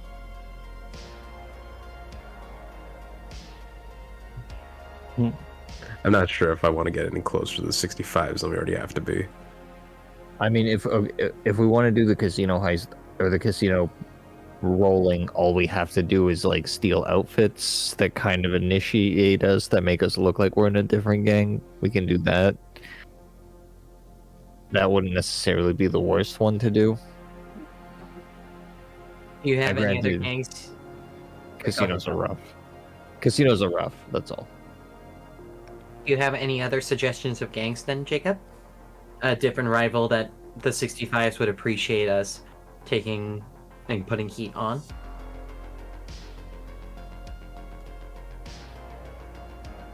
I mean, it'd probably be easiest to do nils. That's the problem. I'm not really too familiar with how the others work. Did you share any of the location information just out of curiosity, or did you just read descriptions? Because I'm pretty sure you just read descriptions, right? Correct. Okay.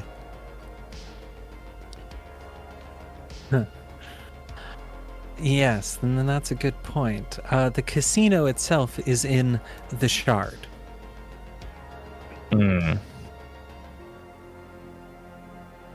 Whereas the other one, we would have to figure out where the Saxons are doing their pharmaceutical operation. I don't know the Saxons. I don't have many contacts, but I mean, we've maybe already I been could send shot it at up the by them. chain. Okay. So, give me lore rolls.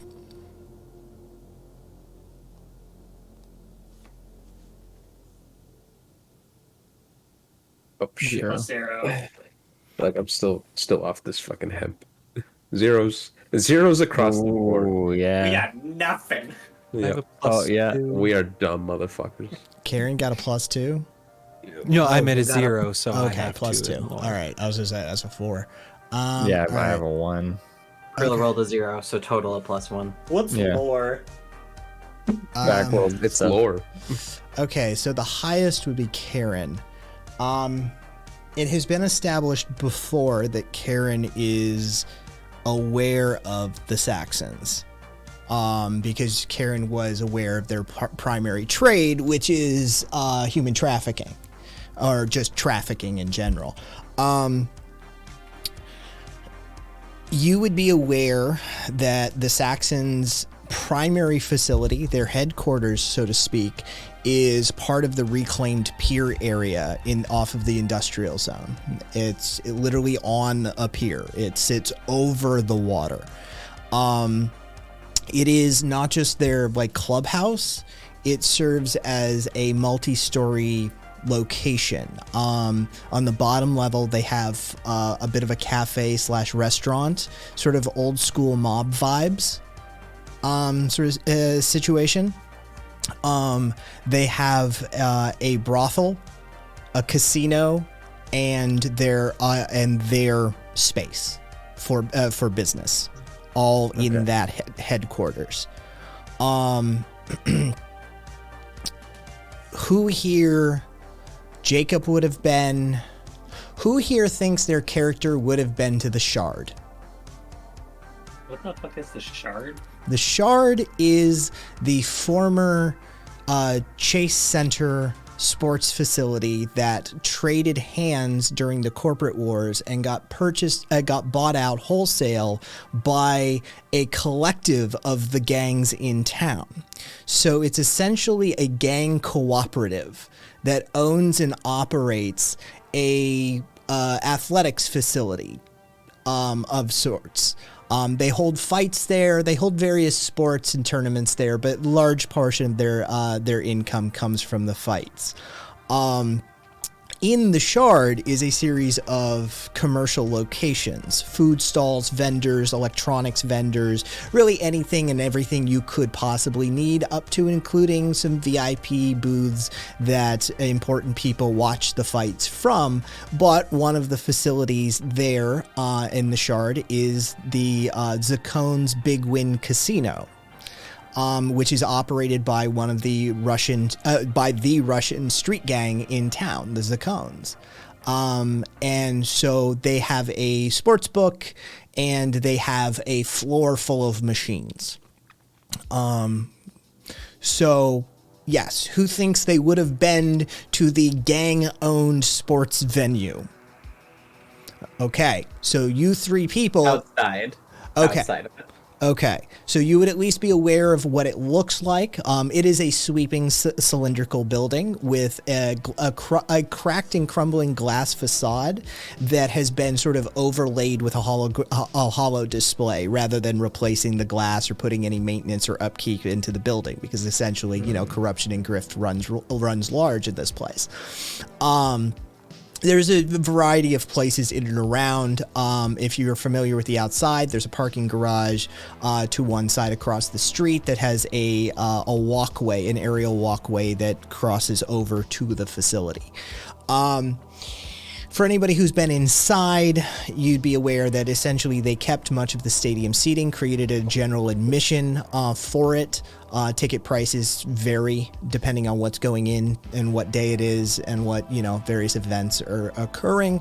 But it does cost to enter the facility proper. Beyond that, it is rung on the outside by stall vendors of all sorts. As I stated, they have all sorts of food, all sorts of goods, all sorts of sundries that you may want, or any criminal gang member going may need. So you can pick up a piece of fried tofu and a hand grenade sort of situation. But yes, one of the larger facilities within that facility is, of course, the Zakone's Big Win Casino. And there you go. There's your lore dump for those who were successful in your lore rolls. You know what you need to know. No, whoever asked, Caboose, if you really want to go look, it's Chase Center. It's the Chase Center. Not Oracle.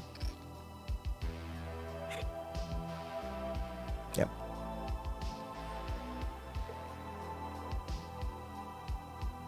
Or it was once upon a time. Ugh. Man. Big hockey puck of a building. Yep. Okay. So what are we thinking? Honestly, it sounds like we have the most. It sounds like we had the most prerequisite knowledge for number 2. You know, sounds like we absolutely have at least the starting points to begin that mission out of any of them. Yeah. But are any of you willing to do that level of action so soon? Yeah, I was about to say, like, it's probably, I don't want to say safer, but safer to fucking just shake down a Saxon and just figure out what's going on with that shit. What would we do to, quote, leave the casino non-operational?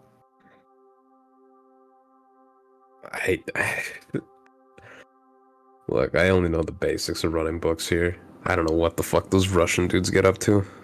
I got a bit of an idea, but Patty's not gonna like it. Well, you already said it. Might as well say it now, Dalton.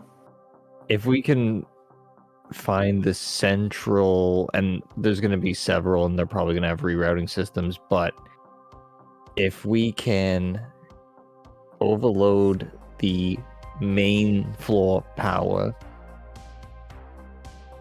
we might be able to cause enough damage that they have to shut the facility down to fix it. We don't have to destroy everything. We don't even have to turn the power off for a particular long time.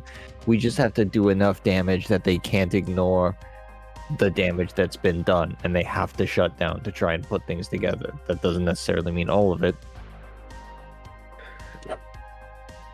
What does the job say, Karen? Like, read me. I don't care as, quote, I don't care as long as that casino loses money and isn't usable. Do whatever you need, but teach them a lesson they won't soon forget. Sounds like we need a bigger action than just that, perhaps. I mean, it doesn't take much for a company to have too much of a wreck in their shop to need to close down for a couple hours. Even if they can fix it quickly, the amount they lose in the time they're down could be enough. Rill actually looks excited for a second. Wait, Dalton. One of your documentaries just gave me an idea. Some insects are called pests that breed so rapidly that they're uncontrollable in an enclosed environment. Krill, I don't know exactly where you're going with this, but I like it already. If we can find some sort of fast breeding roach, we could potentially. What is the word they look for? They said infest the location. That feels like a lot. I'm not gonna lie. Yeah, I don't... breeding roaches? I don't know. They Maybe like breed with themselves quite I'm- rapidly, supposedly. maybe you should leave breeding shrimp to yourself instead of breeding roaches. Brill just has a moment of, oh, shrimp, the tiny crustacean creature.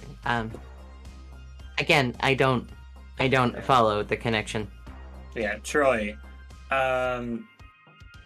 Troy's your not in the hacking? garage. Oh, okay. I'm Yeah, like, okay. Troy's, like, up front with the monitors. I feel like, look, you could destroy the building or you can destroy their whole system, right? Like, you get Troy in, he pops in, he breaks down the whole trading, however they spend their money and how they trade their credits, whatever. You break down that system and you basically make them lose money, and they has to like spend a whole amount of time to reset the infrastructure. That's what you can do. Big question there. How do we do that without getting detected?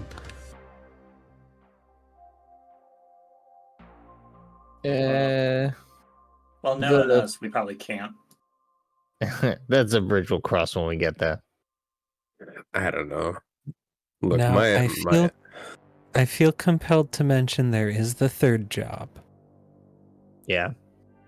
which is a double cross for a lot more money. what type of money are we talking?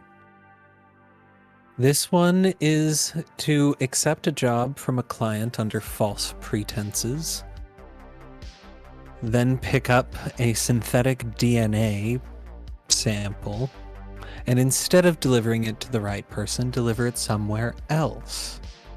We get a bonus if we convince the fake client that we did everything correctly. I mean, that actually...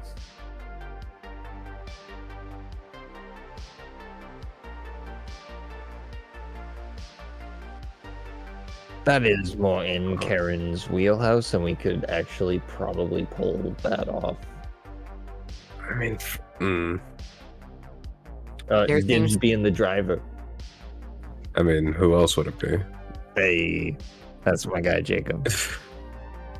Jacob just a little shrug and just glances over at Krill, just remembering that earlier conversation. I'm going to say Then- Troy actually does walk into the garage now. Just sort of walking in, a friendly-ish smile on his face, and says, "Greetings, everyone. Is there anything you need from me today?" Yeah, I want to ask you a question. How well can you hack and destroy an infrastructure? Can you please specify the question? Can you shut down the security systems at the shard? What is the shard? Look it up. Accessing database. They advertised the place. Everything you need was said. Troy just perks up a bit and basically repeats everything Kai just said. I'm not going to go and repeat the whole Yeah, thing. no, I would. So you think that's something that I figure there's backup power, there's other ways they're going to divert that when we put him out? How long do you think you can put him out? I cannot say with any certainty. The net diving and hacking aspect of my programming is new. Yep. Okay, no problem. Just wanted to see where you were at. I mean, to be fair, he's been able to get us to finding where we needed to go, been able to help us find the... She pauses for a second, she kind of like looks over her shoulder, figure out who we needed to get to, helped us confirm the job. He's been a lot more reliable than I would say some people. Brutal. I do wonder how much more you are capable of. Because Patty and I did go on that little adventure yesterday up to Boom Goes the Firewall and met someone who seemed to know you, Troy. And they also seemed very capable of easily tracing us directly back here. Did they specify who they were? No, but what happened when you scanned the thing we gave you? Raz? It placed me in direct contact with Rez, a netrunner I met at Club 2600. What does she sound like? Sound like? Yeah. The voice was feminine. Fair enough. Patty looks over at Karen for a minute. Sound about right? Sounds close enough to me. Cool. Wait a minute, Troy.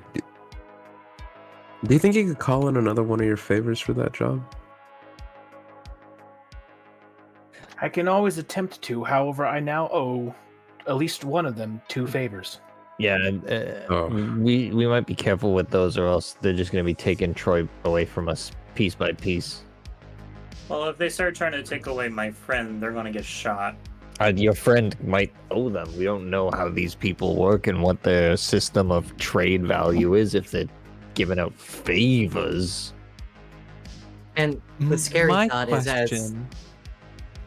Sorry. My question for Troy in bringing this up was, I'm curious if you've explored all of the functions you have available when you're net running.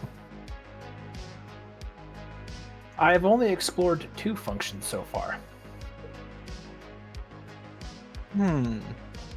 Although I have been interested in opportunities to explore more.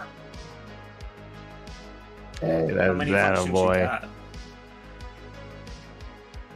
Troy just pulls up the deck that Passerby installed and starts pulling up a whole list of all the functionalities over it and goes after reading one by one things like tracer, search engines, kill, stuff like that.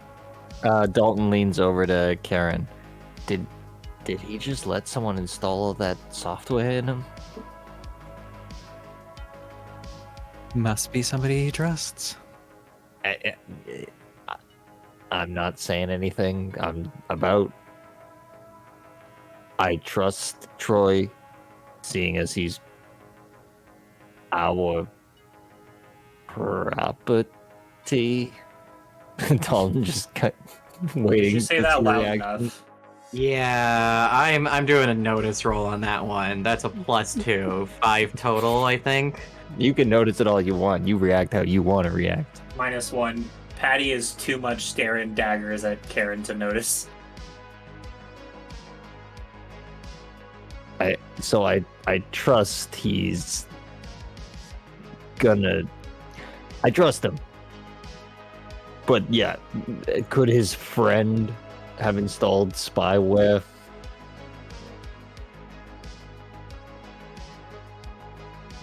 I think there's no way for us to know that. Oh, okay, this ain't it, Chief. I got it. This message received. All right. Troy's just standing there innocently. Hey, so good. Just Dalton trying to get something out to like mask whatever under the bus throwing he did to Troy, and just like it's just not coming out. Are you all right, Dalton? I'm good, Troy. Glad to see you good as well.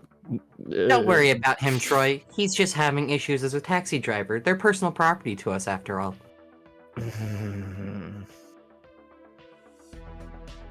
Is Dalton a slave? Well, you see, this is coming from the 99% robot. Does she even really count as a person? Krill does not register as human. I said a person, Troy. There's a difference. Even I find this insensitive. Trying to like duck how awkward he just was. Want to say something, Patty?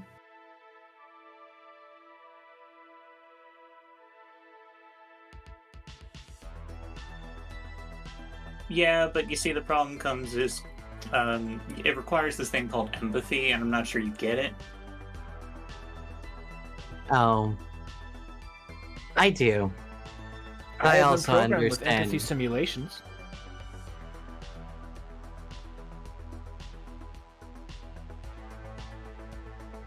I love you, Troy. Troy, those will- never change.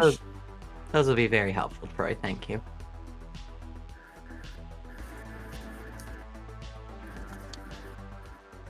And Krill just turns around and continues at her crafting table, working over her experiment.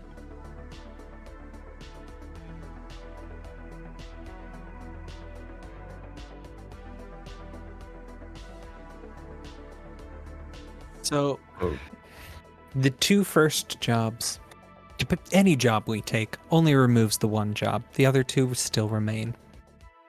So the gang ones will still remain if we do number 3.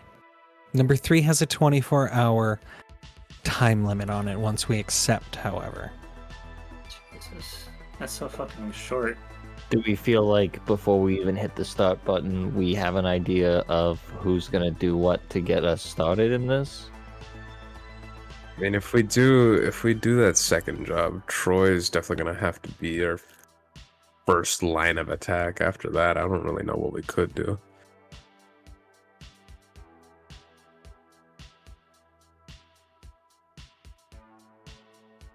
Yeah, it would. I don't see an easy way of doing that one without involving Troy. Well, I mean, Troy. I mean, okay. I mean, it's just there's too many eyes there. Like if we're doing it any other way than Troy, Mm-hmm. you know, Well, there's literally everyone there. At least How everyone. many that eyes they has got one. on the fucking security and shit? I mean, it's all the gangs. It's Yeah. not security. It's security for who? You can't just waltz in with a bundle of C4 under your sleeve and expect to just be fine. Well, this is what I'm saying. Is like I mean, I've done that. We literally put C4 on a fucking side of a building just to get inside. this is different. We're not an official business. I mean, official is just whatever we want it to be. Look, We don't you have an wanna- insurance company backing us up. and private security. Question for the party. Mm-hmm. Do you want me to just consider me Clippy? Okay. It looks like you're attempting to plan a heist. Do you want a tip? Will this cost anything? Nope. Yes. Yeah. I want consensus. Yes. Yep. Yes. I said yes. You have all of that information. The clock starts when you accept the job. Oh, okay. Exactly. We can get All we right. can Well, prep as much as Especially we for want number before- 3. If we were wanting to get the bonus for number 3, I would recommend maybe figuring out how to copy synthetic DNA reliably beforehand. you know, not really in my wheelhouse. But that's number 3. Number 2, we could just go to the Shard and check out this casino. Mm-hmm. You know, now that you mention it, Dalton, Yeah. you remember Jigo wanted to watch some of those fights over there? Yeah, I do. You think we should take him up on that offer? I immediately regret agreeing with you, but yes, at the same time, yeah, use an asset. Do we want him? Well, do we want him in on this? 12-year-old killed. Look, he'll be Really? fine. We are willing to take him in as simply extra eyes on the ground.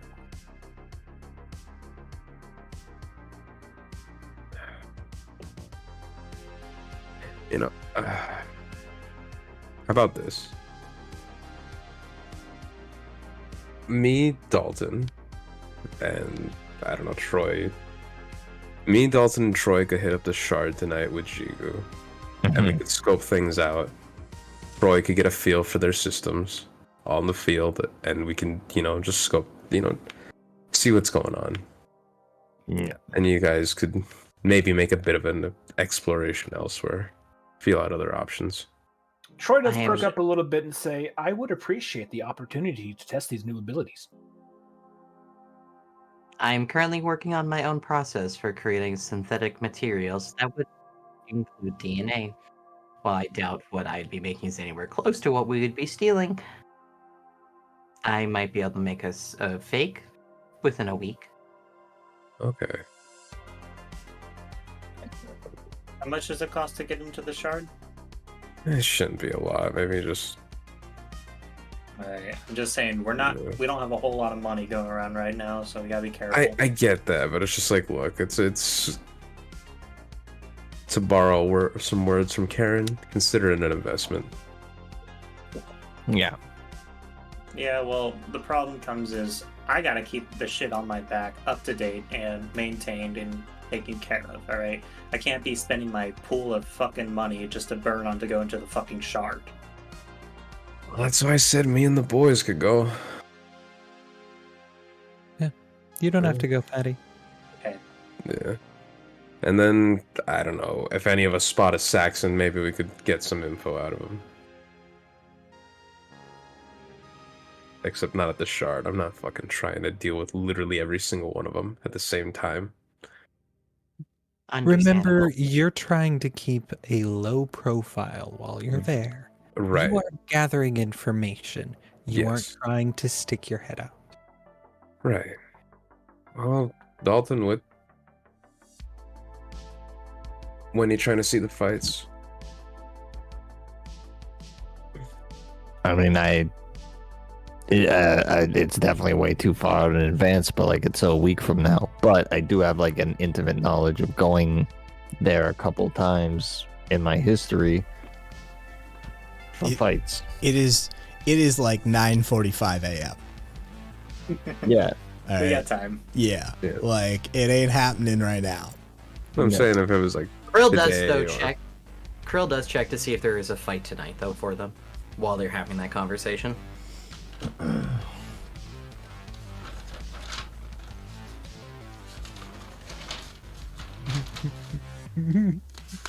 He's got this written down. He's got this written down. No, he doesn't. He's just messing with us. No, he's not. Tonight's fights, it feature cruiserweight fights of Rogue Alley and Psycho Conflict, with heavyweight fights of Dead Joker and Golden Hunter, and the super heavyweight fights of Steel Dante and Mirage. Current general admission cost for the Shard is 55 credits each. All right, so imagine all that red just with like a Sunday announcer that was just on the screens in the lab for a moment there. I was about to say, I thought this was like Street Beefs, but the future.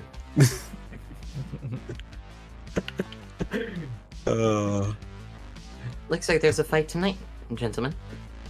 Alright. Oh, shit, Dalton, you trying to get breakfast at Jigu's? Yeah, let's go. Alright. Just remember, don't leave your drinks unattended. Don't take random shit from random people, and don't get the 12-year-old kidnapped. Yeah, whatever you say, Mom. And then with that, Jacob just Dalton pops follows out after behind. whistling. After whistling at Troy to follow. Yeah, Troy, come on. Troy just kind of perks up and falls behind you two.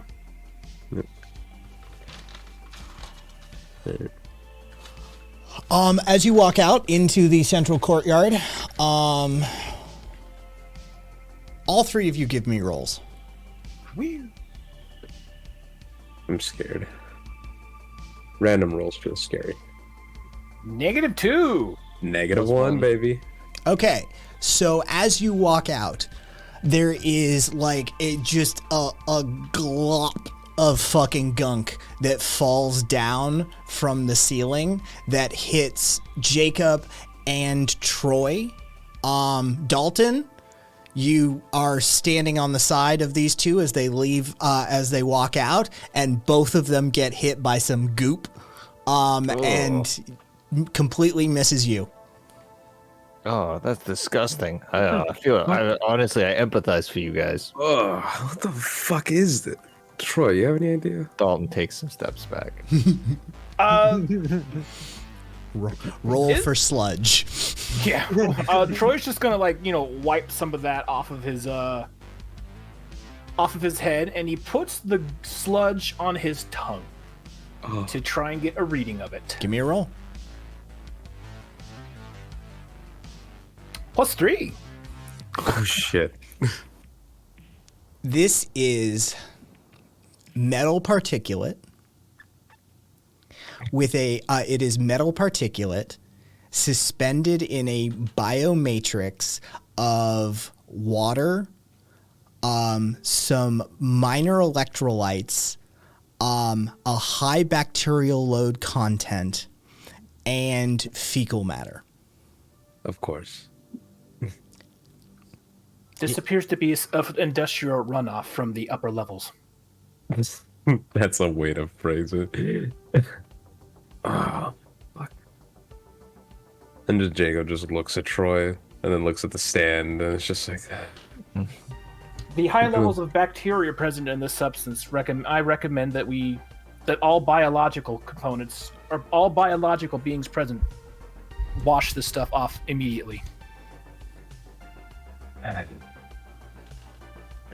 So as you walk out and you walk across, it's coming up on 10 a.m., which means Jigu, who doesn't do mornings, who doesn't do breakfasts, but 10 a.m. is right around the point where Jigu would be starting his prep for the lunch rush, as it were.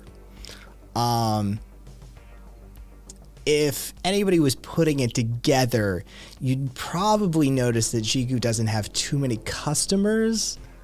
Yeah, but Jigu's standing there and he sees this occurrence. And my man Jacob, why is every time I see you got shit on you? And Jacob just fucking curses under his breath, just little fuck. And because he having realized that he saw Jigo had seen what's up with him. And he looks over and just kind of shoots him a little tired grin. It's just like, oh, I've had a bit of a shitty week.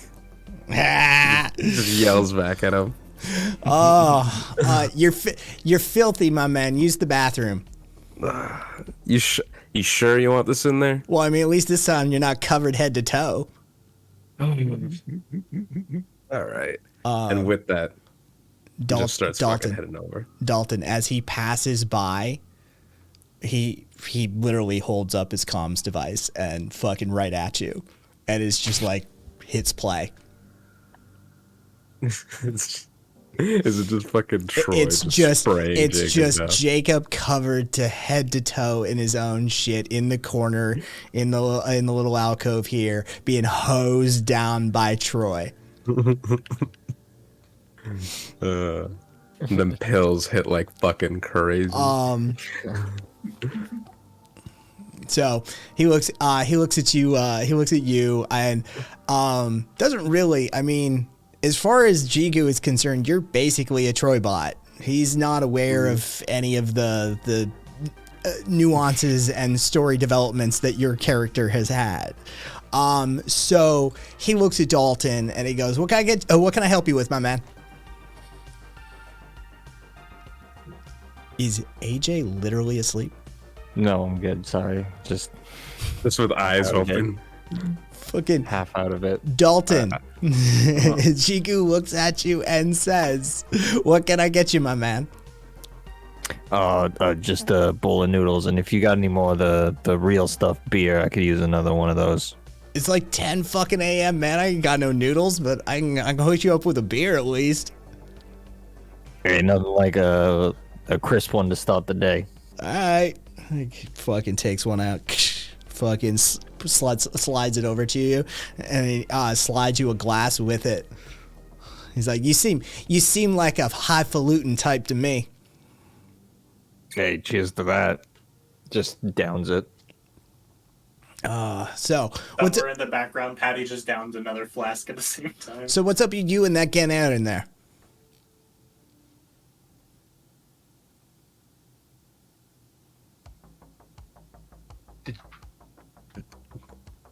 AJ. Which one? He motioned towards the washroom.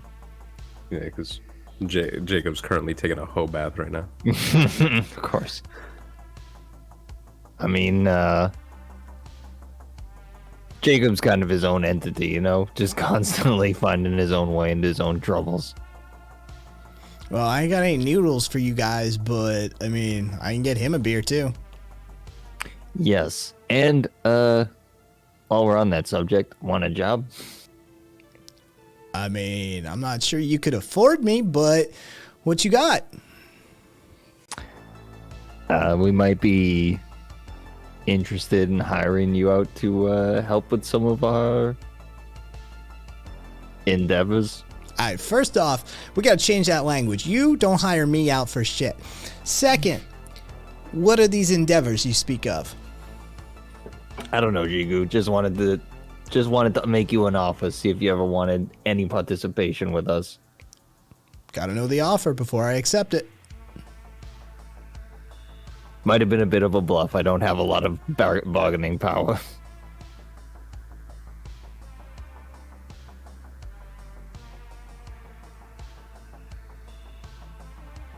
Have you lost the plot? I might have. I'm just like, I was wondering if Jacob should just pop out just Yes. mid fucking just mid shower. Long story short, given a few minutes, Jacob eventually walks out. Not nearly as soaking wet as when Troy fucking sprayed him down, but obviously just hurried through to just scrub off whatever he could, and just comes back and just sees the beer. He just kind of he just looks at Dalton and says, "You gonna have that?" Oh, that one's for you. Oh, really? I got you, my Shit, man. I'll take it. I'll take it. Try not to All get right, the beer. just- Try not to get the beer shits. Yeah. I'm trying to watch some fights at the Shard, Jigu. I mean, the offer still stands. You want to go? Yeah, I mean, I was thinking of getting the boys together, and he just kind of gestures with like beer in hand. Just, I was like, fuck it. After this type of fucking week, I could fucking unwind. All right. There's a fight tonight. You want to go? Yeah, I'm down. Just fucking, do you know when it starts? I think it's usually a late fight anyway. So it's tell you what, it's like 10. Call it 11 hours, right? We'll get there around 9. All right, Give us some cool, time to 'cause get some Dalton here food. Dalton here could drive us, so it ain't no problem. We got a ride. All right. Taking another big swig. You bringing the fuckbot? I'm not sure if I trust him alone with the women, if you catch my drift. Oh shit. You'll be up in there doing a 478 before you know it. Troy just looks down at Zigu with a bit of a confused and concerned look and says, "I believe you are too young to be able to too young to ask for 472." I said 478, motherfucker. I know what I like. Anyway, I'm down for the fights. Yeah. I don't know if you need to bring your fuckbot or not, but that's up to you. Let him get some fresh air at least. God damn, Fresh-ish. what are y'all doing in there? Anyway, We like I don't taking want to them know out the with us. answer to that question. Tell you what, I'll meet you outside. We'll call it 8:45. All right. I'll shut up shop. We'll close. I'll clean everything down. I'll see you at 8:45.